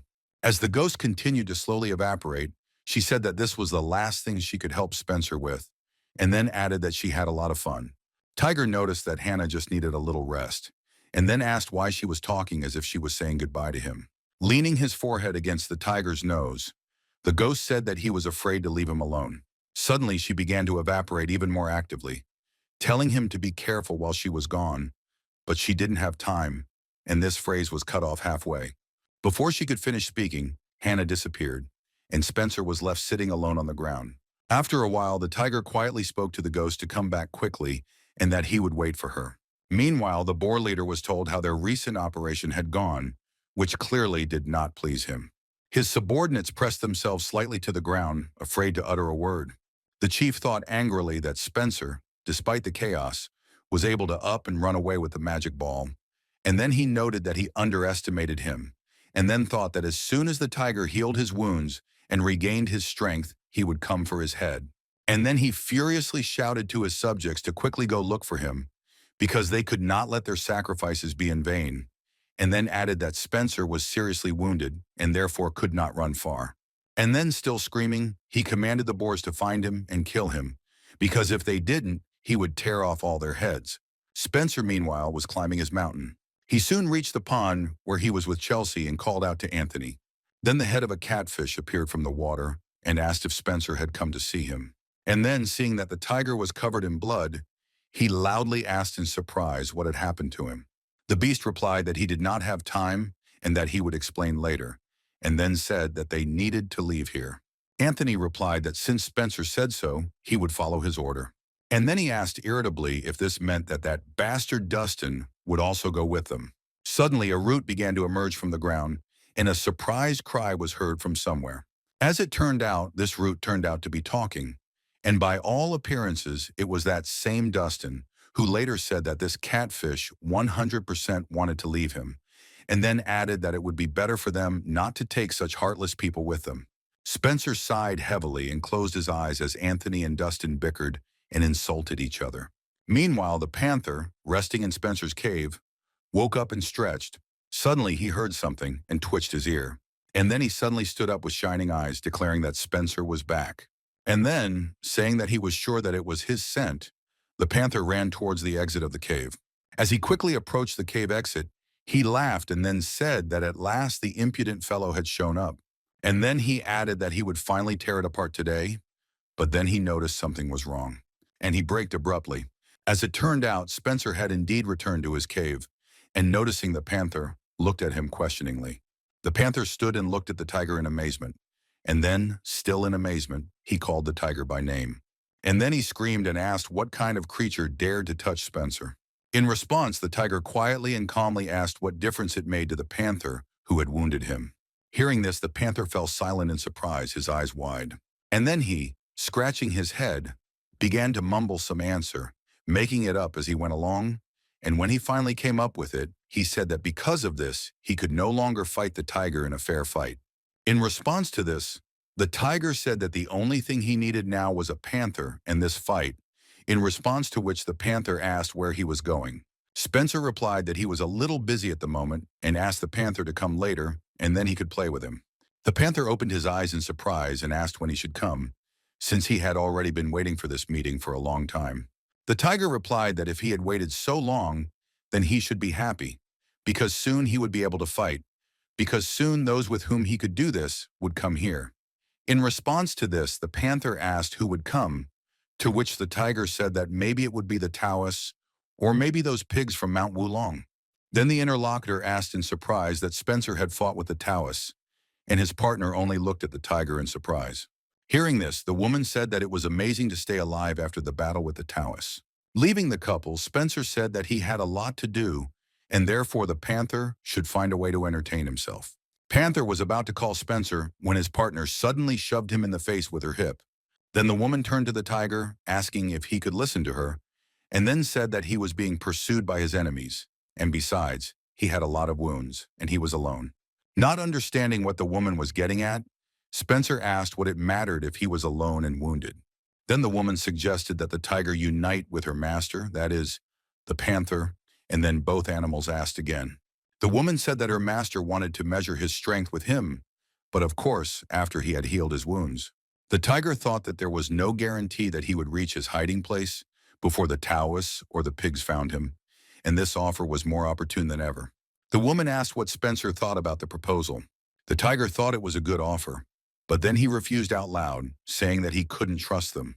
And then he added that he did not want to continue on his way, fearing that someone would hit him in the back, in response to which the panther got angry and said that he was not so mean until the woman put her hand in front of him.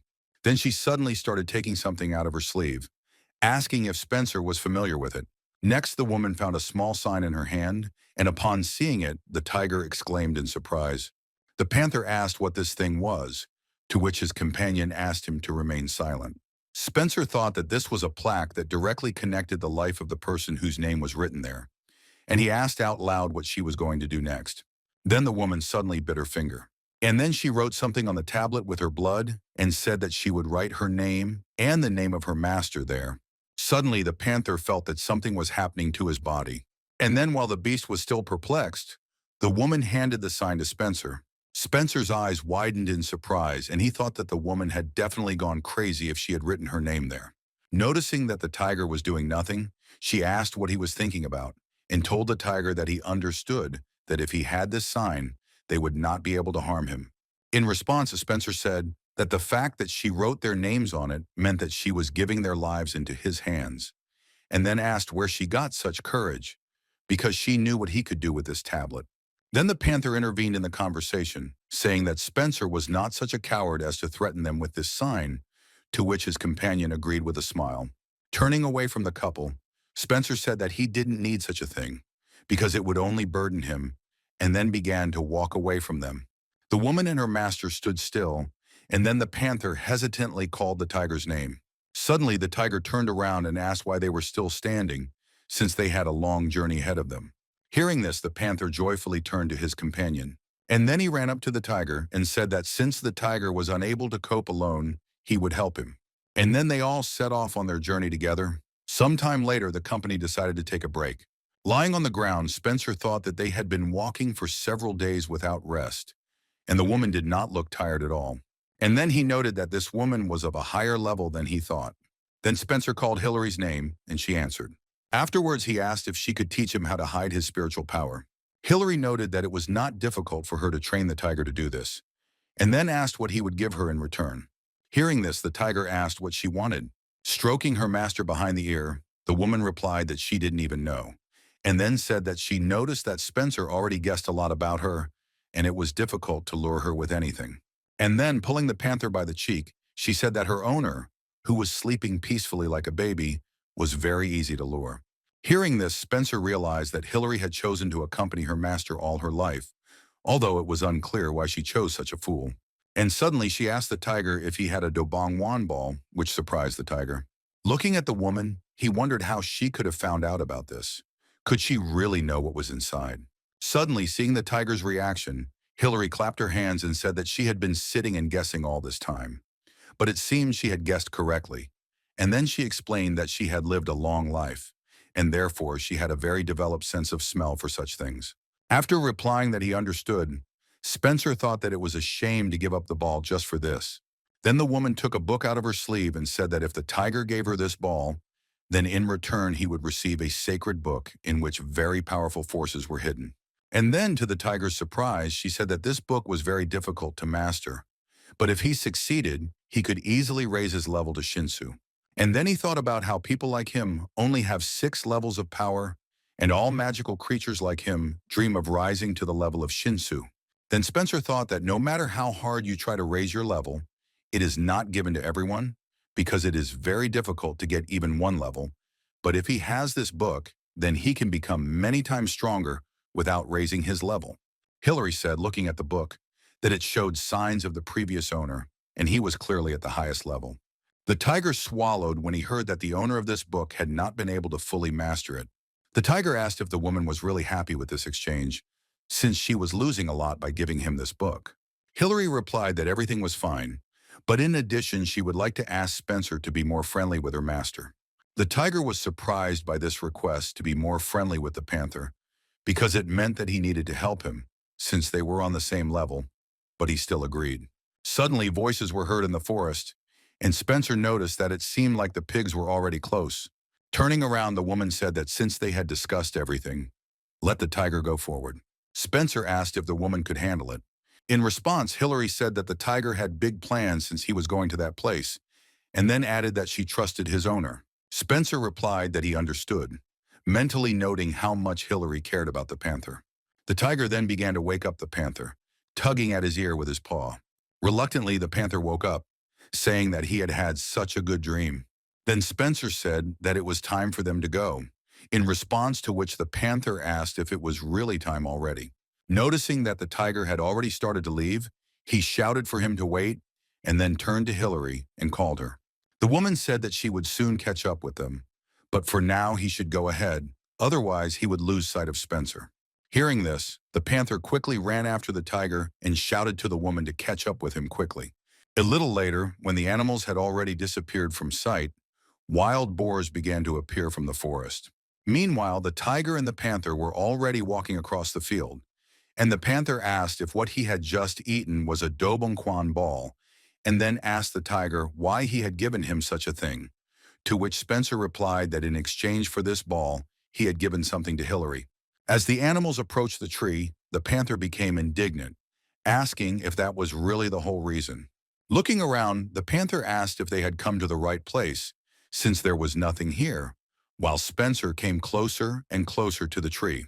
Then he touched the tree with his paw, and then he released his spiritual powers straight into the tree. A second later, leaves began to appear on the bare branches of the tree. A little later, the tree was completely covered with leaves, and the panther joyfully asked if this was really a magic tree. Suddenly, the ground beneath him began to shake, and soon a staircase appeared in front of the panther. The tiger said that he had discovered this place by chance, and if he entered there, he would be able to fully master the power of the ball, and no one could stop him. Having finished speaking, Spencer began to descend.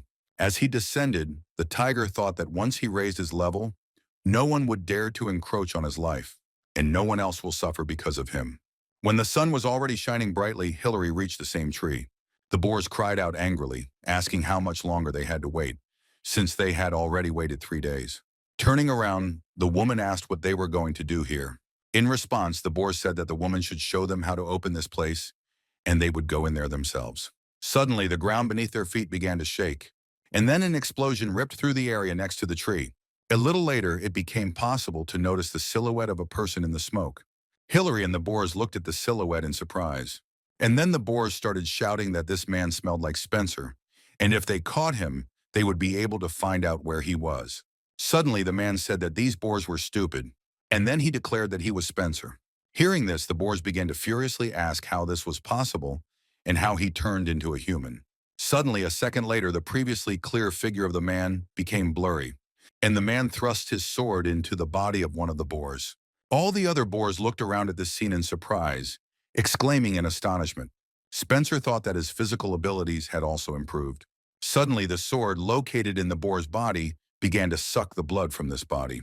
The man was surprised by this outcome and pulled out a sword, engulfed in a red glow, from the boar's almost completely drained body.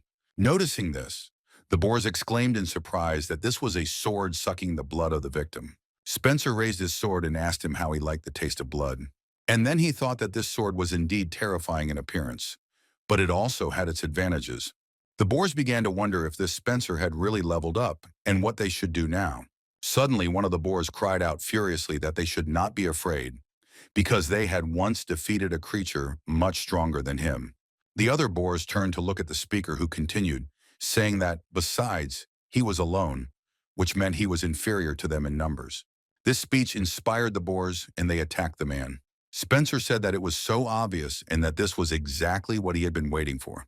And then he raised his sword again, and then he slammed it into the ground with a sharp movement, and a dark vortex of fog appeared from around.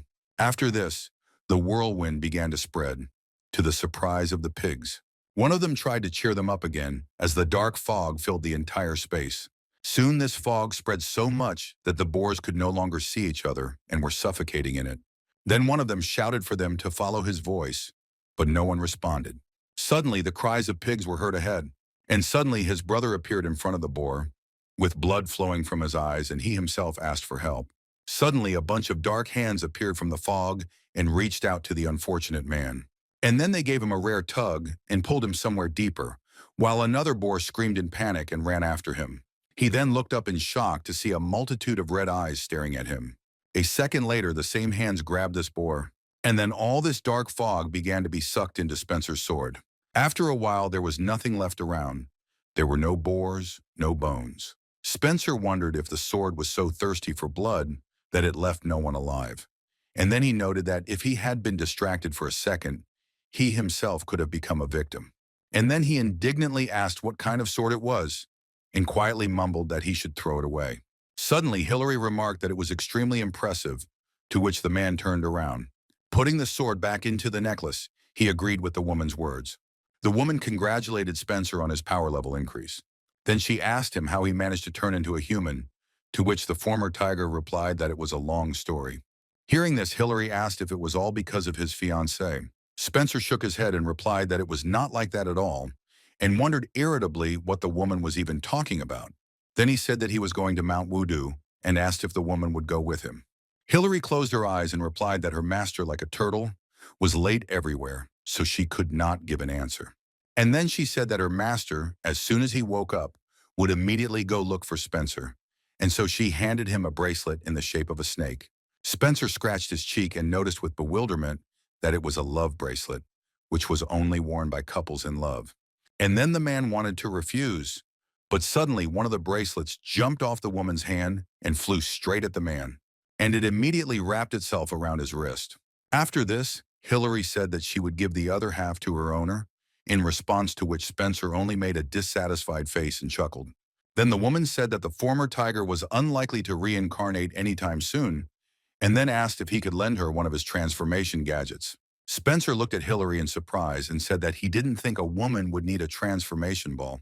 In response, the woman objected, saying that she would need this ball. Without resisting for long, the man finally gave her the transformation ball, and Hillary thanked him in return. After that, Spencer said that he would then move on and that it was unknown when they would meet again, so she should take care of herself. And then he began to walk away into the distance, while the woman stood in this vacant lot watching him go. And then Hillary told herself that she didn't know when either, but they would definitely meet again. And then she, saying that she couldn't wait for this, began to approach the tree. Sometime later, somewhere in the mountains in the forest, night had already fallen. In this forest, there stood a red-haired guy inside. And then he asked why he had to be so stressed out about him, while the old servant stood behind him. Then the guy turned around and asked if Spencer really lived here. The elderly servant replied that this tiger definitely lives here, and every resident of the nearby village knows this place. Suddenly, someone approached the red-haired guy from behind, saying that Spencer was not in the cave, and therefore it seemed he guessed about their arrival and ran away. The dark-haired boy said that the tiger seemed to think that if he ran away, he would not be found. And then, putting the tiger's hair in some object, he said that if he put the tiger's hair in this compass, he would be able to find him wherever he was. And then the guy added that this compass has a downside, which is that if you use this compass, you can't use it for another 2 days. Then suddenly a beam of light burst out from this compass and began to point in a certain direction. The dark-haired guy noticed that it was the southeast direction, and the journey would take 3 days. The red-haired guy said that then they should hurry to get rid of this tiger as soon as possible and return. Then he loudly commanded the other Taoists to go to the southeast. The next day, someone yelled at the girl about how she dared to take the shamrock from his territory, to which the girl replied that she didn't know and apologized. But this someone continued and yelled that this shamrock belonged to him, and she should not even dream of taking even one leaf. Then the girl, shaking with fear and with tears in her eyes, said that if she did not bring the shamrock, her chickens would starve, and if they starved, they would not lay eggs.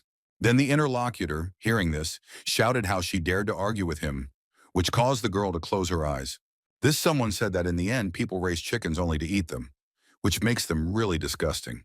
As it turned out, this formidable defender of his territory was a hare, who, stamping his foot, said that while he, Spencer, was still alive, no one could take anything from this clearing. Looking uncertainly at the hare, the girl asked if perhaps she could take some of the shamrock after all.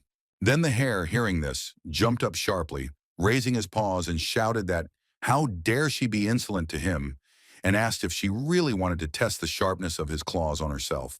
Opening one eye slightly, the girl thought about what she had heard, that Spencer was a huge, menacing tiger, but later the rumors were wrong. Seeing the claws on the hare's paw, the girl closed her eyes again, thinking that these claws probably cut through the air and everything around them. Seeing that he had managed to intimidate the girl, Spencer grinned proudly. Suddenly, someone grabbed the hare by the ears and asked who this pseudo-Spencer was. As it turned out, it was the real Spencer, and the hare meanwhile began to flounder in his hands and furiously scream and threaten. Then the girl told the man that he couldn't do that, because he was Spencer, the owner of the mountain. Spencer, still shouting, declared that he was the master of this entire territory, and asked how this insignificant man dared to hold him by the ears. Not at all frightened by these threats, the real Spencer leaned over the hare and asked if this was really the case.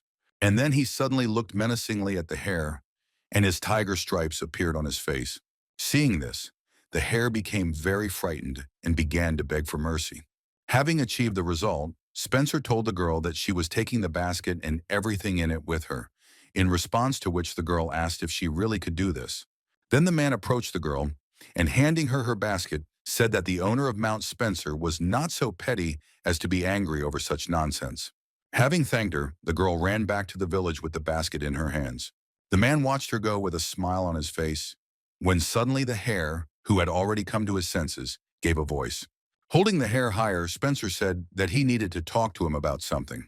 And then he added that he hoped that the pseudo-Spencer's ears were not just for decoration. Spencer then asked if anyone had been in his cave. The hare immediately responded, continuing to shout that 3 days ago some Taoists came, were looking for something, and then went in a southeast direction. Scratching his chin, the man thought that 3 days ago he had just reached the tree, and it was located in the southeast direction, which meant they had definitely come for him. And then he thought that from now on, wherever he went, these Taoists would follow him, so he had to go to Mount Wudong and lose throats to everyone there. But then Spencer noted that first one needs to know the level of the Taoists and how many there are, and until then, one cannot act rashly. The man was thinking that he needed to find out what strength consisted of, but then a great idea came to him, and he laughed quietly. Then Spencer suddenly called the hare, to which he immediately responded. And then the man said menacingly that if he did as he was told, then he would let him go. And then the hare went into the forest to tell all the animals that the Taoists had caught Spencer and were going to Mount Wudong. The raven also heard this gossip. Hearing this, he immediately took off and flew. Sometime later, this raven flew to Mount Wulong and told the boar chief about this gossip. Hearing this, the other boars began to ask how it happened that Spencer was caught by the Taoists and that they were now coming here, and why they didn't kill him. Suddenly, the leader said that apparently the tiger did not want to die alone. Then one of the boars asked the chief what they should do in this case. The chief said that this tiger cub must have said that he hid the Dabangwan ball here. Then the boars, hearing this assumption, again shouted out loudly that he had really lied to the Taoists and that they could defeat the servants, but definitely not the Taoists. Suddenly, one of the boars shouted that they needed to run away from here, causing the leader's eyes to darken. Suddenly, he stamped his hoof, splitting the stone on which he stood. Frightened by this, the boars suddenly fell silent and bowed their heads. Then the leader of the boars, releasing steam from his mouth in anger, shouted that this place was from Rodan and asked where they would run away, leaving this place. And then he said that the local land was ideal for them and that they would use the terrain and take the enemies by numbers. And then he shouted even more furiously that they would cut down all the people and get the ball of Dabangwan, and then he ordered that everyone be called. Meanwhile, the red-haired Taoist, who was chasing Spencer, was thinking angrily that they had lost the trail. Had he really grown wings? And then he asked his dark-haired friend what the current location of this tiger was, to which the guy replied that Spencer was not moving now and was standing in one place. And then he said that the compass points to Mount Udong. Then the red-haired guy rushed even faster in that direction, saying that they would get there soon and he would personally rip the skin off this tiger cub. Meanwhile, the other Taoists were barely keeping up with the two men. Meanwhile, Spencer was indeed on Mount Udon. Standing on the mountain, he told himself that he had prepared everything, and now all that remained was to wait for everyone else to come. And then he declared that he would return everything that the boar leader had done to him in full. After some time, the Taoists and servants finally stopped, completely tired. The red-haired guy thought that they barely made it to this mountain and then wondered how they were going to look for this tiger on such a big mountain. But then he remembered that Spencer had been seriously injured by the Taoists, so if they split up, they would be able to find him. Suddenly, he noticed that someone was walking in the distance in the forest, and he immediately called out to this guy, who turned out to be Spencer, who in response only pointed at himself in bewilderment. The Taoists called the man to them and told him that they were looking for a huge tiger that devoured people, and that they had come to catch it, and then they asked him if he had seen it. Spencer, playing the fool, slapped his fist into his palm and replied that he had doubted and could not believe his eyes when he saw its size. But now he was absolutely sure that he had seen a large tiger. While one of the servants sighed with relief, the dark-haired Taoist asked where the guy had seen him. Spencer responded by saying that it was difficult for him to explain, so he would rather take them there. Then all the Taoists followed the strange guy. Spencer, leading the people, said that even in a dense forest, animals make a path, and large and formidable animals often walk along this one. Looking behind him, he added that if they went along this road, they would come to the place where he saw the tiger. Spencer turned around and looked at the Taoists, noting that there were only 2 Taoists and 6 servants. And then, with a smile on his face, he thought that even if these Taoists were strong, there would still be more boars in number, so it should be an interesting performance. Spencer then asked if they knew anything about Mount Wudong, to which the dark-haired Taoist replied that they knew little. Hearing this, the man said that wherever they go, there is always a story that has taken root in a certain area, and then said that it is not for nothing that this mountain is called the Mountain of Dominance, because all creatures from people to animals who love to dominate in everything have gathered here. Touching the tree, Spencer said that it was said that wild boars now dominate this mountain, and then raising his hand with a piece of wool, he said that boars' vessels in the form of their wool were left everywhere. The red-haired Taoist looked at his comrade and asked if he thought it was funny that pigs were dominant.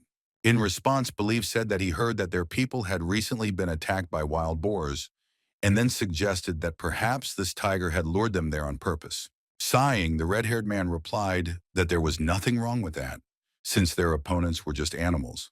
Then the dark-haired Taoist told the boy to listen to his surroundings and notice that not only animals, but even insects could not be heard here. Hearing this, the servants began to look around a little excitedly. Suddenly, one of them noticed something. Suddenly, wild boars started running out from behind the bushes towards the people. One of the servants shouted to the others to shorten their steps, while one of the boars tried to knock them down with its body. But this boar only dined past the men and ran further into the bushes. The servant was surprised that the boar had just passed by for lunch. Suddenly, another one shouted that there was danger behind.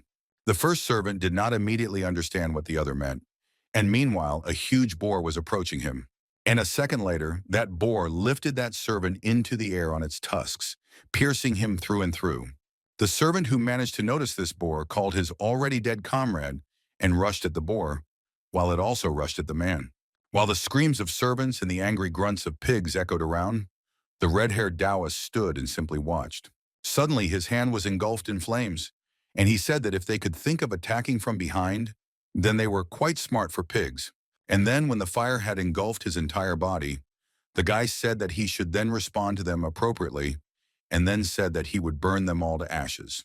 Meanwhile, one servant fought with a boar, trying to defend himself from his ex with a sword. Suddenly, this boar noticed some light to the side, and suddenly the red-haired Taoist appeared from the side and launched his flame at the boar, hitting it, causing it to fly to the side. The servant thanked the red-haired Taoist, calling him Alex. Alex glanced at the servant and told him to finally pull himself together. Otherwise, if he got distracted, these boars would kill him. While the Taoists and servants fought the boars, other boars watched from behind the bushes. Suddenly, one of the boars returned, and the other noticed him and noted that he was still alive. And then he said that these little people immediately began to use their abilities, just as the leader had predicted. Afterwards, he quietly said that he would try to change his location. But then Spencer, who appeared out of nowhere, said that this would not work because they all had to cut each other's throats. Frightened by this sudden appearance, the boars instantly ran out from behind the bushes, exclaiming in surprise and fear. And then suddenly these boars were torn to pieces by water bubbles. As it turned out, these bubbles belonged to the black-haired Taoist. Then he turned around and said that these pigs were not as stupid as Ka thought, but it looked like they had already killed everyone. Then one of the servants, turning to the Taoist, calling him Kyle, said that they had lost sight of that guy, meaning Spencer, to which Kyle replied that it looked like the boars had taken him, and then he told the men to forget about him and better kill some more pigs. At the same time, the boars who had been hiding until now were shaking with fear, and one of them was perplexed as to why the boars continued to come out to them if he had ordered them not to do so after the first attack. Meanwhile, Spencer was sneaking up behind them, smiling maliciously. Suddenly, he screamed, and the boars cried out in fear. And then, like the previous two, they also ran out from behind the bushes. Seeing this, the guy laughed, covering his mouth with his hand. And then he thought about how difficult it is for animals to suppress their instincts. And then he thought angrily that these pigs should continue to kill each other until they all died. Meanwhile, another of the boars was also perplexed by what his comrades were doing and why they were not following the plan. Suddenly, the leader's eyes began to shine with an unkind light. Suddenly, he stepped forward, saying that he himself would sort everything out. As he ran forward, he wondered why these stupid nobodies couldn't just follow the plan. He thought about why they had walked over his words and that he knew they were stupid, but not that stupid. And then the boar leader finally stepped onto the battlefield. With his eyes wide and huffing with anger, he wondered what was going on there, since there were only 10 left. Suddenly, one of the servants noticed the leader and decided to draw the attention of the Taoist Kyle to him. Looking at this boar, the guy immediately realized that, judging by its appearance and behavior, it was their leader. Suddenly, one of the boars asked the chief whether he needed to call everyone together, to which the chief angrily asked whether he had really decided to act. Sitting on a rock and watching the proceedings, Spencer said that, as expected, the boar leader began to flutter when almost all of his subordinates had given up their hooves, but even those who survived looked tired. And then, looking condescendingly, he asked what the result of this fight would be. Then the boar leader furiously shouted to his subordinates to attack the people with all their might. And then, running out with them, he said that he, the leader of Mount Wulong, would fight with them. Alex, noticing the leader, said that their boss had really come out, and then noted that his size was quite impressive. Starting to get heated up, he noticed that his current attacks wouldn't even scratch him, so he decided to do something. And suddenly, his whole body was engulfed in flames, burning his clothes, and he shouted that he would reveal his full potential. And then he shouted that he would put an end to this battle. Alex stretched his arms forward and launched a fiery phoenix at the boar leader, which headed straight for the boar. The leader thought that the Taoist was underestimating him if he wanted to defeat him with such forces. And then he stamped his hoof, and his eyes glowed with a yellow light. and he thought that he would take the life of the Taoist in exchange for those that he had taken. And suddenly the phoenix flying towards the boar was torn apart, and it did not touch the leader at all. Alex's mouth dropped open in surprise as he watched this. Without a second's hesitation, the leader pounced on the boy while he could only raise his hands in fear. Then the boar struck the guy with an attack, and a bright flash of light eclipsed everything around. As it turned out, Kyle had managed to get in front of his partner and protect him, asking irritably how Alex could have wasted all his powers without thinking, while Alex noted that this boar had been hiding his powers until this moment. As it turned out, Kyle managed to injure the leader and break off his tusk, and the boar was only thinking about how this Taoist was able to parry the blow into which he put all his strength. A huge crater appeared in front of the boys, and the leader stood nearby, while the servants asked if the Taoists were okay. Looking at the Taoists, the leader thought that everything was a little more complicated than he thought, and wondered what he should do now. While adjusting the protection on his hands, Kyle told Alex to regain his strength while he finished what he started. Suddenly, Spencer came out onto the battlefield, hissing loudly and saying that it was no fun to fight either.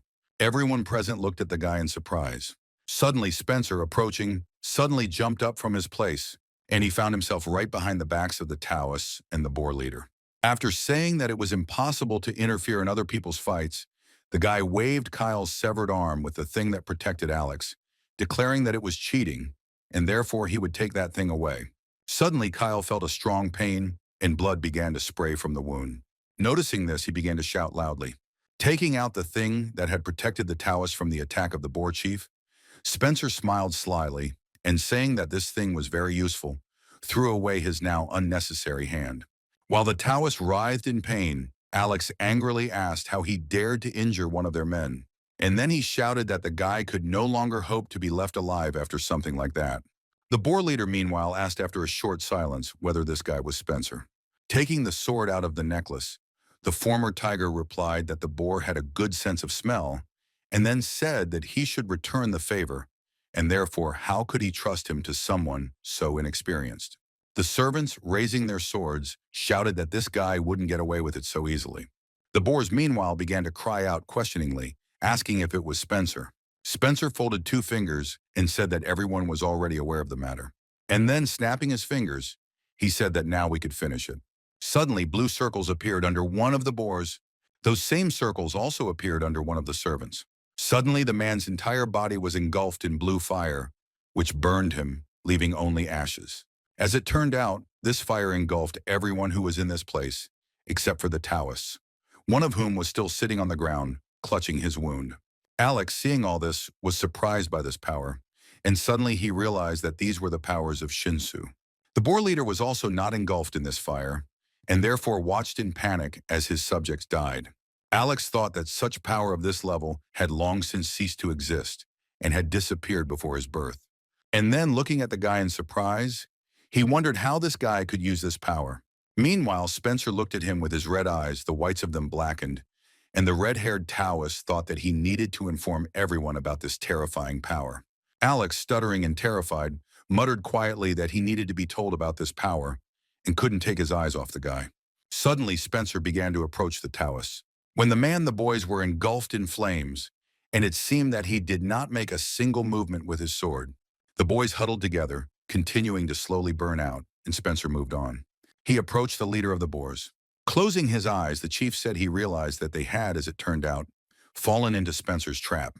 And then he noticed that the power emanating from him meant that the guy had raised his level, and then he congratulated him on this. Spencer, looking sternly at the boar, asked if he wanted to say anything last. The leader looked down and noted that there was no point in saying anything, and then said that he had a request. But he didn't have time to say what exactly this request was, because Spencer chopped off his head with his sword, causing a surprised expression to appear on the boar leader's face. Sighing, the man asked irritably if this pig had really tried to ask him for something. And then, like everyone else, the boar was consumed by fire. Sometime later, Spencer reached the village that was near his mountain. The man noted to himself that after that battle he received, albeit of a low level, 1 ball and 2 necklaces. He also received 3 useful spells and 2 useful books. Spencer looked at it and smiled greedily, noting that it was a pretty good catch. And then, remembering his sword, he sent word that if he used its power, it would destroy absolutely everything. Sighing and putting the things he had received into Hannah's necklace, he thought that this power was too powerful, and that was her problem. And then he remembered that he had found 2 more letters. Looking at them, he thought that there was probably something important written at the bottom. He was sure of it, but he couldn't check because he didn't know the letters. Suddenly, the same girl who was picking shamrocks called out to him, and Spencer turned his head to look at her. The girl said, holding a book in her hands, that thanks to the man, her chickens are well fed, grow very large and lay very large eggs, which she sells, and with the money she buys reading lessons. Still holding the letters in his hands, Spencer asked again, and the girl asked if he really needed someone who could read. And then she snatched the letters from the man's hands. Puffing with impatience, the girl opened one of the letters and said that she would read everything here now. And then she began to read. And the content of the letter turned out to be this: our battle with magical animals does not end. It becomes larger and larger, and the place by the Red Sea can turn into a war field against magical creatures. Spencer was surprised by the word war. Noticing that the man's expression had changed, the girl asked him what had happened, to which Spencer replied that nothing had happened and told the girl to continue reading. The girl continued, "The government's actions are very alarming, so all Taoists be on guard." And then the girl said that this was all she could read, to which the man replied that this was enough for him and thanked the girl. He stroked the girl's head and asked if she wanted anything as a thank you for reading, to which she replied, laughing, that she didn't need anything. And then she added that he saved her, and therefore she didn't need anything. Suddenly, looking at this girl and her smile, he immediately remembered Chelsea. And then, having said that, even if that was the case, he still wanted to thank her. He handed her a bag with some little things. Looking into the bag, the girl noticed with delight how shiny these things were. Spencer told the girl not to show them to anyone, to run home quickly to hide them, and to open them only with her mother. Obeying her big brother, the girl ran home. After moving away a little, she turned around and shouted that if he needed to read anything else, he could always find her. Spencer saw the girl off with a smile on his face, and then he sighed heavily and raised his head, looking at the sky, still thinking about the contents of the letter. It was already night, and Spencer was walking somewhere in the forest and thinking that the Red Sea was a region to the west of here, and if a war started, it would quickly reach his village. Suddenly he touched the stone with his palm, and then he moved his hand down, and some signs began to appear on the stone and shine with a blue light. A second later, part of the stone separated and began to move away. As it turned out, there was a hidden door in this stone, which was now wide open. And behind this door there was a staircase that led down. The man stepped out the door and began to descend the stairs, thinking that if a great war began between people and magical creatures, then all the evil souls would raise chaos in this mortal world. A little while later, the man reached some kind of visit and walked straight ahead. There was a blue glow ahead, and Spencer walked boldly towards it. As he got closer, he thought that in case of war, everyone in this world would need strength. And then a huge blue bird appeared in front of Spencer. The man wondered out loud if anyone thought that his mountain contained something they thought had disappeared centuries ago. Continuing to approach closer, he noticed that before he simply couldn't approach here, but now everything had changed. Suddenly, some kind of blue mist separated from the bird, and taking the form of a bird, it screamed furiously. Coming almost close, Spencer declared that he was now ready to absorb the power of Shinsu entirely. Suddenly, the bird from the blue mist began to concentrate energy in its beak, as if preparing to attack. Then she fired a huge beam of energy straight at the man, which he didn't try to dodge. The blow left Spencer feeling pretty bad. His clothes were torn and he nearly fell to the ground, but he managed to stay upright. Grinding his teeth with the effort, he thought about how, even though he had raised his strength level, he was still barely holding on, and then wondered if his body could withstand all this force.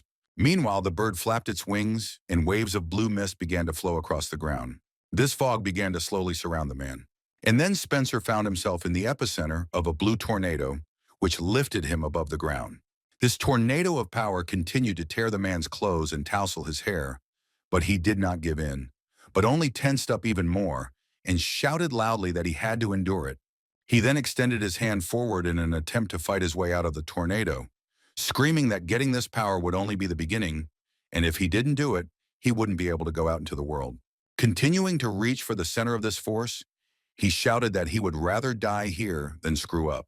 Spencer's eyes turned completely red, and he almost completely grabbed the center of that power, screaming at her to make her his forever.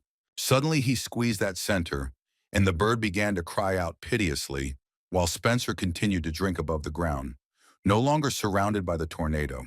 In order to be able to maintain this center of power, he supported his hand with his other hand.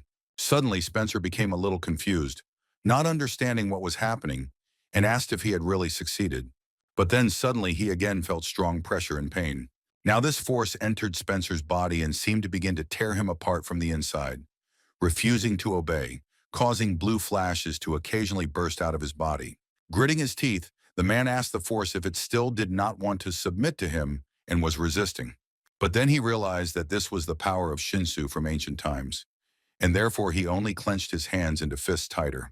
And then pressing his hand to his heart, he began to try to tame this force. The tiger stripes appeared on the man's face again, and he said with a smile that even if the force tried to overcome him, he would still help it adapt to his body. Sometime later, Spencer was still in meditation, but it seemed that the power was no longer kicking in his body as much. Although his clothes were almost completely torn, the flow of power was calm and smooth. The man noted out loud that 4 years had already passed, and during this time, thousands of changes had already taken place inside his body. Suddenly, he sank to the ground and said that now he could finally achieve absolute perfection. Saying that he was finally able to comply with this blue flame, Spencer held the blue flame in his hands, which swirled in soft waves in his palm. While conjuring up his clothes and bringing himself into a dignified appearance, he noted that he had reached a new level. The man lowered his hands and found himself in complete silence, then sighed. Folding his arms across his chest, he noted that he had so much to do and wondered what he should sit down to do first.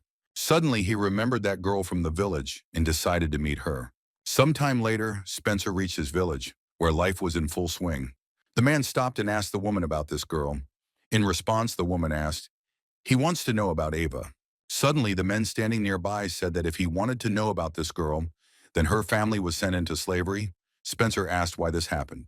One of the men said that this family suddenly had a lot of money, and after that, they sent their daughter to school, but the nobles could not come to terms with the fact that a commoner was studying with their children, and therefore began to complain about Eva's family.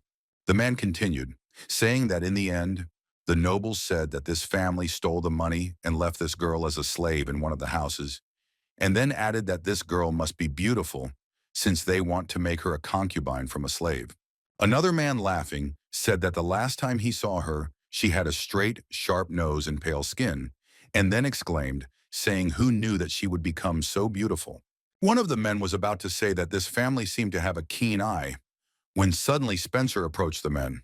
And then with a threatening face, he asked where this very house was, while his eyes glowed red. A few hours later, night had already fallen, and in one of the estates, they were already getting ready to go to bed. Meanwhile, in one of the rooms, a woman, saying that everyone thinks differently, tricked a ball of fabric into blush. The woman applied blush to the young girl's cheeks, saying that she needed to accept this, that there was nothing wrong with it, and then added that this was the house of the richest man in their village. While combing the girl's long hair, the woman asked her if she was aware how many girls envied her, and then encouraged the girl to think positively. Having finished her preparations, the woman left the girl alone, and she stared at the floor with glassy eyes. Sometime later, the girl went outside and stood under the moonlight. Suddenly, someone said that he had finally found a girl. Recognizing this voice, the girl, who turned out to be that same Eva, asked if it was he who she thought of. Spencer noticed that she still remembered him.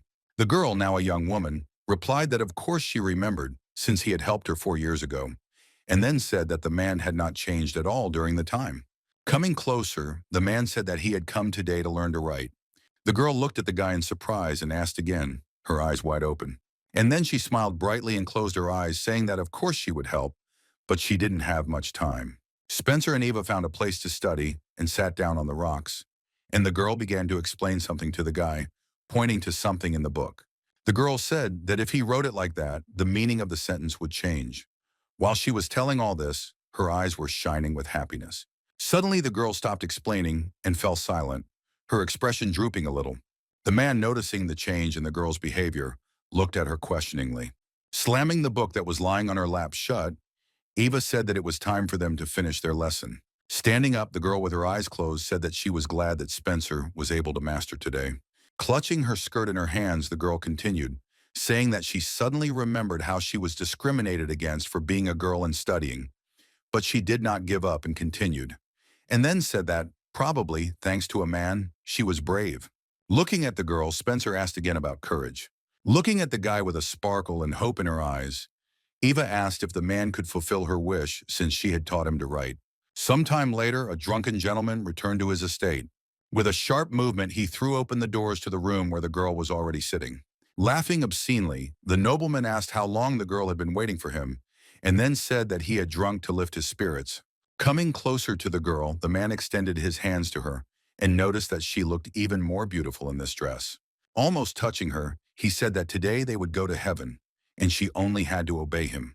And so the man lowered his hands to his belt, unbuckling it. Suddenly, Eva hit him in the face, screaming at him not to touch her, causing blood to splatter. The man looked in surprise at his cheek, which now had a cut on it. Pointing a knife at the nobleman, the girl shouted that she did not want to live in such a house with such a man, and that she would rather die than do this, and he would die with her. Then shouting that Eva was a slut, the man also hit the girl on the head with a jug of wine, breaking it. From this blow, the girl fell onto the bed, and the gentleman shouted how she dared to cut him when he was spoiling her with compliments. And then the nobleman continued to beat the girl until she could no longer sit and only clenched her teeth. Some time later, Eva sat against the wall, covered in bloodstains and bruises, almost unconscious while the master stood over her, breathing heavily. The man noted that the girl was stubborn because she didn't make a sound. And then, having said that he was not against this view, he looked obscenely at the girl while drooling flowed from his mouth. Suddenly, someone grabbed him by the collar with 2 fingers, and then Spencer, on foot, with a wave of his hand, threw the man to the other end of the room. The girl didn't react to this in any way, but only sighed heavily. The guy said that he was worried about her because she asked him to find silver and then sent him here. Hearing this, the girl opened her eyes. And then Spencer went on to say that Eva had turned out to be even more unpredictable than he expected. Suddenly, the nobleman, shouting, rose to his feet and asked why no one was giving him any peace today. And then, turning to the guy, he asked who he was. Who he was, anyway. Hearing this, Spencer turned to look at the gentleman with a threatening look. And then he said that so be it. Spencer remembered Chelsea crying and screaming that she couldn't leave her husband.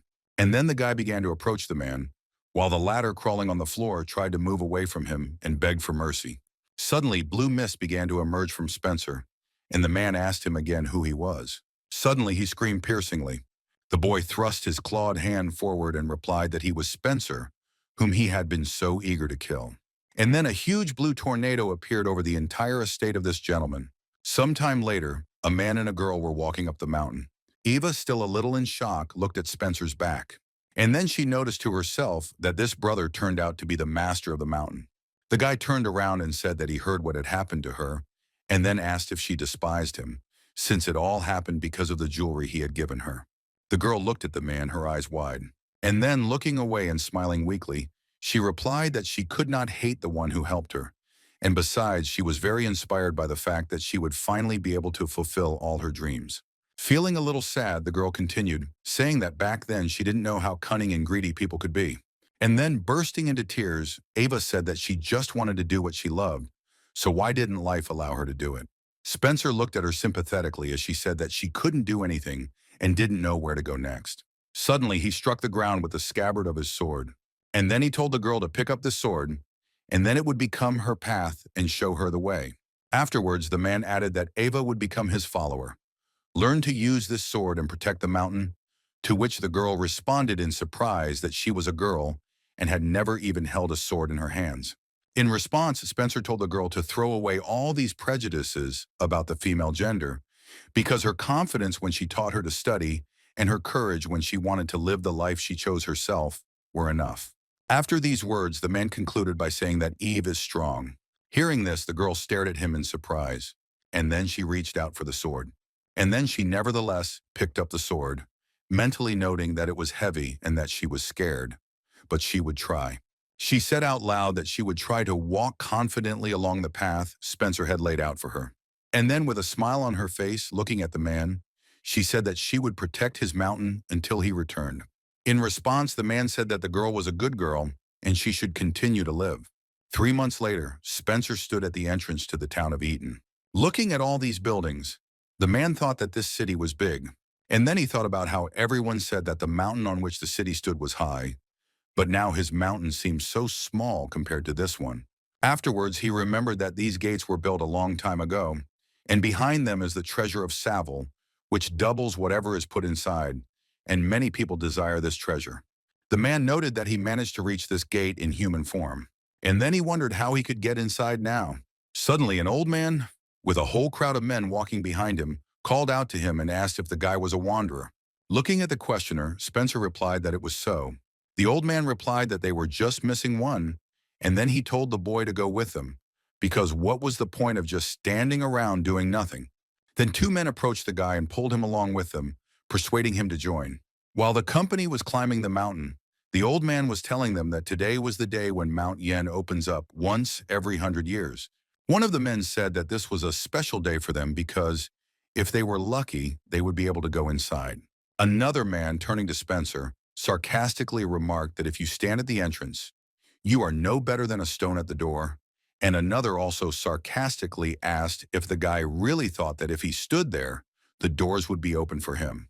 And then he said that the guy seemed smart, but didn't know anything, while Spencer looked at them with a stone face. Suddenly, another man complained that they were helping this land, so why should they enter through the back entrance and not the main one? Looking at the man with his sharp gaze, the boy wondered if these fools knew what would happen to them if they went in, and even if they succeeded, they only killed the weaklings. And then what? But then he thought that he didn't care about it. The main thing was that the doors opened, and in the meantime the company got to the doors. The old man pulled out some kind of piece of wood and extended his hand toward the door.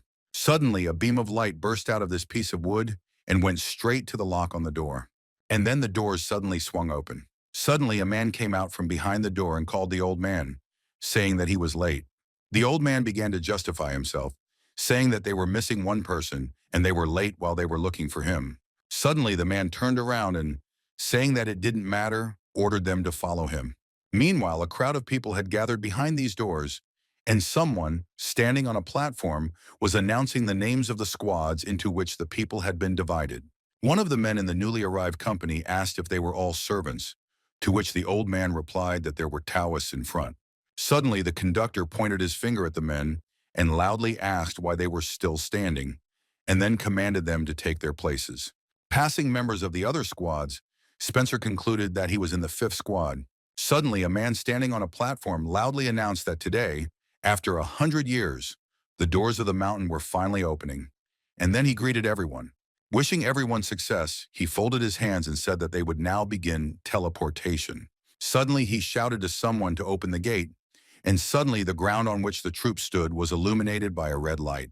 Meanwhile, the red demon was devouring the meat of a huge snake. Suddenly, he was distracted from eating, feeling something. And then the demon turned around, his green eyes flashing, and was glad that people had finally arrived. Suddenly, he spread his arms out to the sides and shouted a greeting loudly, and then laughed madly.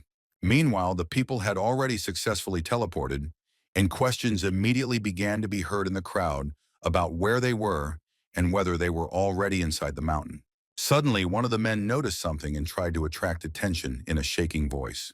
Suddenly, a huge magical wolf appeared in front of the crowd amid their surprised cries. Suddenly, one of the men, taking out a sword, asked how they were supposed to fight such a huge monster from the very beginning. Suddenly, some man shouted out that they were all fools since they could not distinguish a sacred animal from an ordinary beast. And then he added to the laughter of the other participants that this is why they do not rise in rank. Suddenly, the man with the beard noticed with a little surprise that this was the guardian of Mount Yen. Then another man with a tattoo on his forehead replied that it was so, and this wolf protects this mountain, and he has also reached a high level of strength, to which the man with a beard replied that then it would be necessary to greet him personally, and his comrade noted that other animals would not dare to compete with a sacred animal. Then the man with the tattoo on his forehead replied that that is why he is someone they are proud of. And then the squad leaders began to gather their men, preparing to enter the mountain. Suddenly, the sacred beast, sensing something, turned around sharply. As it turned out, something in the crowd of people caught his attention. Suddenly, Spencer felt the beast's gaze on him. In a panic, the man wondered if this wolf had revealed that he was not human. Then that would be very bad. While the beast kept looking at the guy, he thought that if the fact that he was not a human was revealed, then all the Taoists would pounce on him to kill him. But suddenly, to the surprise of the former tiger, the sacred beast only smiled, closing his eyes. Noticing this, Spencer thought with relief that it seemed like they weren't going to expose him. Suddenly, one of his squad mates touched the guy's shoulder and asked why he was still standing, since it was time for them to go. Meanwhile, all the troops were leaving the cave in an even formation. Sometime later, someone asked if it was true that he had been inside this mountain years ago, to which the interlocutor replied that it was true, and that then he had seen many healing herbs that he could not uproot. Then the woman replied that if it was true, then they would share, and then asked if they were on the right path, because it seemed to her that they were treading water. In response, the old man, the leader of Spencer's squad, replied that the woman should trust him, since it would not be in his own interest to deceive them. Suddenly, one of the girls who was watching the woman shouted that if the old man had decided to do something, he would not escape death. Then suddenly, the next second, something carried this girl away, leaving only splashes of blood. Hearing strange sounds, the woman and her subordinates turned around abruptly. As it turned out, the red demon grabbed the girl, dragging her along the ground by the head, while she, stretching out her hand to her comrades, asked for help. Noticing the red demon, the woman wondered where this evil spirit came from. The evil spirit, meanwhile, licked his sharp teeth with his long tongue. At the same time, another detachment was running through the forest. Suddenly, one of the men told the squad leader that everyone else had been left behind, to which he replied that he didn't care, because they hadn't come here to do botany. In response, the man said that if they were left, they could be killed, to which the squad leader replied that no one cared about their miserable lives. After suggesting that they were attacked by monsters, the commander ordered a stop, and both men quickly dropped to the ground. The leader of the squad looked around, holding a red bubble in his hand, which contained a paper crane. Suddenly, he started running somewhere. Seeing this, the man called out to his older classmate, and in the meantime, other members of the squad reached them. Suddenly, the leader shouted that he had found something, holding in his hands a skull on which was a small egg, surrounded by something golden. Then his younger classmate asked what it was, and whether this was what his teacher was asking the leader about. The squad leader replied that this was a very rare and special egg, under which golden lichen always grew, and then added that the man's teacher said that he hid it here because its time had not yet come, but now this egg is perfect. The man with the egg in his hands thought slyly that if he took it, he would rise in rank and become rich, and then began to say that they could now leave, when suddenly someone ordered them to stop. Suddenly, another group appeared from the depths of the forest, and their leader said that he smelled something as the men ran past the healing herbs. The men already there were very surprised by the appearance of another detachment. The captain of the other squad said with a predatory smile that he now understood why they were so eager to get here, because they had hidden such a valuable thing here. The leader replied that they had found the thing first, and therefore it belonged to their squad. Suddenly, two men from the enemy squad emerged, preparing to fight to take the egg back. Then the man exclaimed, asking what he wanted, a battle between their troops. In response, the other replied that if they had their eye on the same thing, then why don't they measure their strength, and the winner will take the prize? In response to which the man only gritted his teeth. Meanwhile, Spencer dug up the root and raised it above his head with a smile on his face, saying that this root was probably more than 50 years old, and he had a talent for digging things like this without a single scratch on it. But suddenly, coming to his senses, the guy abruptly threw the hoe on the ground, shouting what he was even talking about. And then he thought that it was dangerous because he almost got into the swing of it and forgot why he came, and that's not why he was here at all.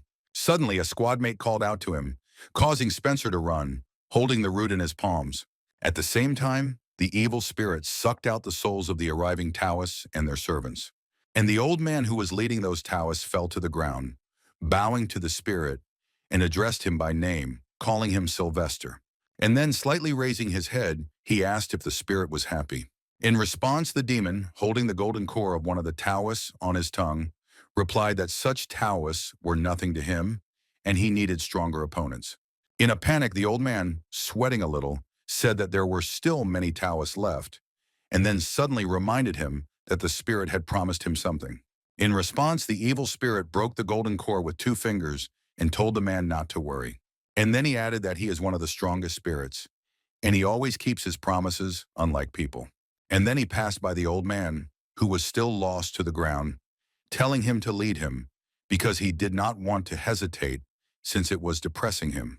Having said this, the evil spirit, with a bloodthirsty smile on his face, declared that from this moment, the real hunt begins. Meanwhile, another squad was running after someone, and one of the men was shouting for his comrades not to let this monster go. The man shouted for them to corner the monster while his comrades chased after the monster, which had long white hair, long claws, and a face covered in stripes. Suddenly, one man shouted that he had caught the monster and, jumping up, hit it with his weapon, causing it to spin in the air. But the monster, as it turned out, did not die, but only violently attacked another man. Then the other man suddenly folded his arms, and from this his weapon suddenly plunged into the monster, killing it. A man watching this battle shouted for the men to be careful and not to think that these monsters were weaker than them. And then he turned to his senior classmate, who was standing on a mountain of corpses of these monsters, and said that they were finished. The men began to discuss how much they could sell these monsters for, since there were a whole bunch of them here, when suddenly an evil spirit appeared behind them. The men quickly noticed him and immediately turned around, drawing their weapons. Looking at the newcomer, one of the men asked if this was a human being, to which the other replied that this was an evil spirit. In response, the first man asked what this evil spirit was doing inside the mountain. An older classmate and also the captain of the detachment called one of his comrades and then ordered him to attack the spirit. Then the man attacked the spirit, cutting it into 2 pieces. The servants, seeing this, joyfully exclaimed that this was what they expected from the Taoist. But as it turned out, the evil spirit was not killed, but was completely unharmed. He tore off the man's head with his claws, saying that he was pathetic. And then quickly approaching the captain, he noted that he was slow. He then pierced the Taoist with his hand, who did not have time to do anything, causing him to cry out dully. A spirit's hand was sticking out of the man's body, holding his golden core, and the spirit noted with disappointment that the Taoist didn't have much strength, while he groaned pitifully. The evil spirit suggested that if the captain had so little strength, then the others did not, and then said that he would turn them all into sand. The servants began to run away screaming. Laughing dully, the spirit asked where they were going. Meanwhile, another detachment was following the tracks of some animal. The girl walking behind the captain asked if her older classmate had found anything. The man turned around and said that he would install the Huanjin here. The girl asked again in surprise, her eyes wide open. The man, taking out some object and emitting a beam of light from it, said that while he was doing this, the others should protect the territory. Suddenly, a focused beam of light emerged from the object and spread out in different directions.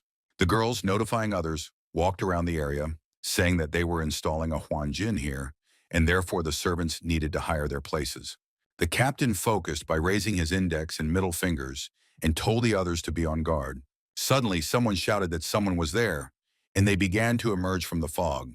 Suddenly, with irritation, they recognized the man they had found. Afterwards, one of them clarified whether it was correct that this man's name was Tyler. As it turned out, the man turned to Spencer and said that they would be nearby, so he should not worry, because he would be safe and could continue to go and collect medicinal herbs. And then he added, ordering him not to go far. Spencer looked at the men with an emotionless face and agreed with everything they said, thinking that they thought he was a loser.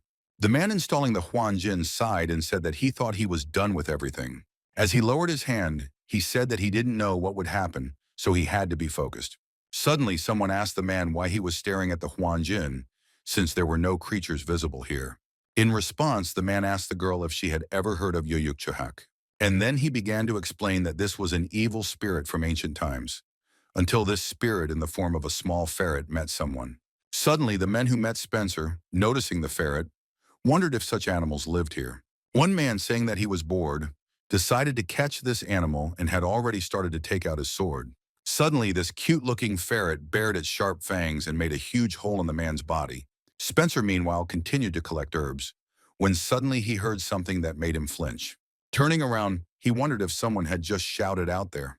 The man stood up and asked if something had happened, and then remarked that his sensory system was not working properly because of the Huanjin. Meanwhile, the man who installed the Huanjin told the girl that evil spirits lived there and had no regard for these servants. At the same time, Spencer walked in the direction where the babies were screaming, and he noticed something. As it turned out, all the men who were scouting the area had already been killed, and next to them was a huge flock of these evil spirits. Suddenly, the spirits raised their heads from their bodies, and noticing a new victim, they began to squeal furiously. Suddenly, these little evil spirits gathered together and swirling, created a huge hurricane. This hurricane mercilessly tore apart the bodies of already dead men. And now this hurricane has reached Spencer, and all that was left of the man was a splatter of blood. But as it turned out, this hurricane did not hurt the guy at all, and he in turn chopped up the animals with a stone face. Why did all these little animals fall to the ground? Hearing how dangerous these spirits were, the girl asked the captain if they should leave this place then. The captain replied that if they did not take the risk, they would not gain anything useful, and besides, these spirits could only be fought with the help of a Huan Jin. The man looked at her sternly and said defiantly that the spirits only had to come here. Meanwhile, Spencer asked what the little thing was and said that he killed them all out of fear. And then he noticed that these animals possessed amazing strength. The boy scratched his head and wondered what he should do if all the servants had died. And then he began to pick up the bodies of these spirits, smiling greedily. Suddenly, the man noticed someone and looked at him. A black silhouette appeared in front of Spencer. A man emerged from the shadows and asked in a trembling voice if he was from the Pingun squad. Meanwhile, another squad was previously busy fighting, and one of the men was holding a huge ball made of seals. Another said irritably that this was exactly the place where the Huangjin was installed, to which another man replied that it was probably a Taoist from Pingong. The man asked his leader what they should do now. The leader replied that they would go ahead. And then he said that some minor obstacle had appeared, but nothing had changed in a global sense. The squad rushed forward and their leader said that if anything happened, there would be a battle of squads.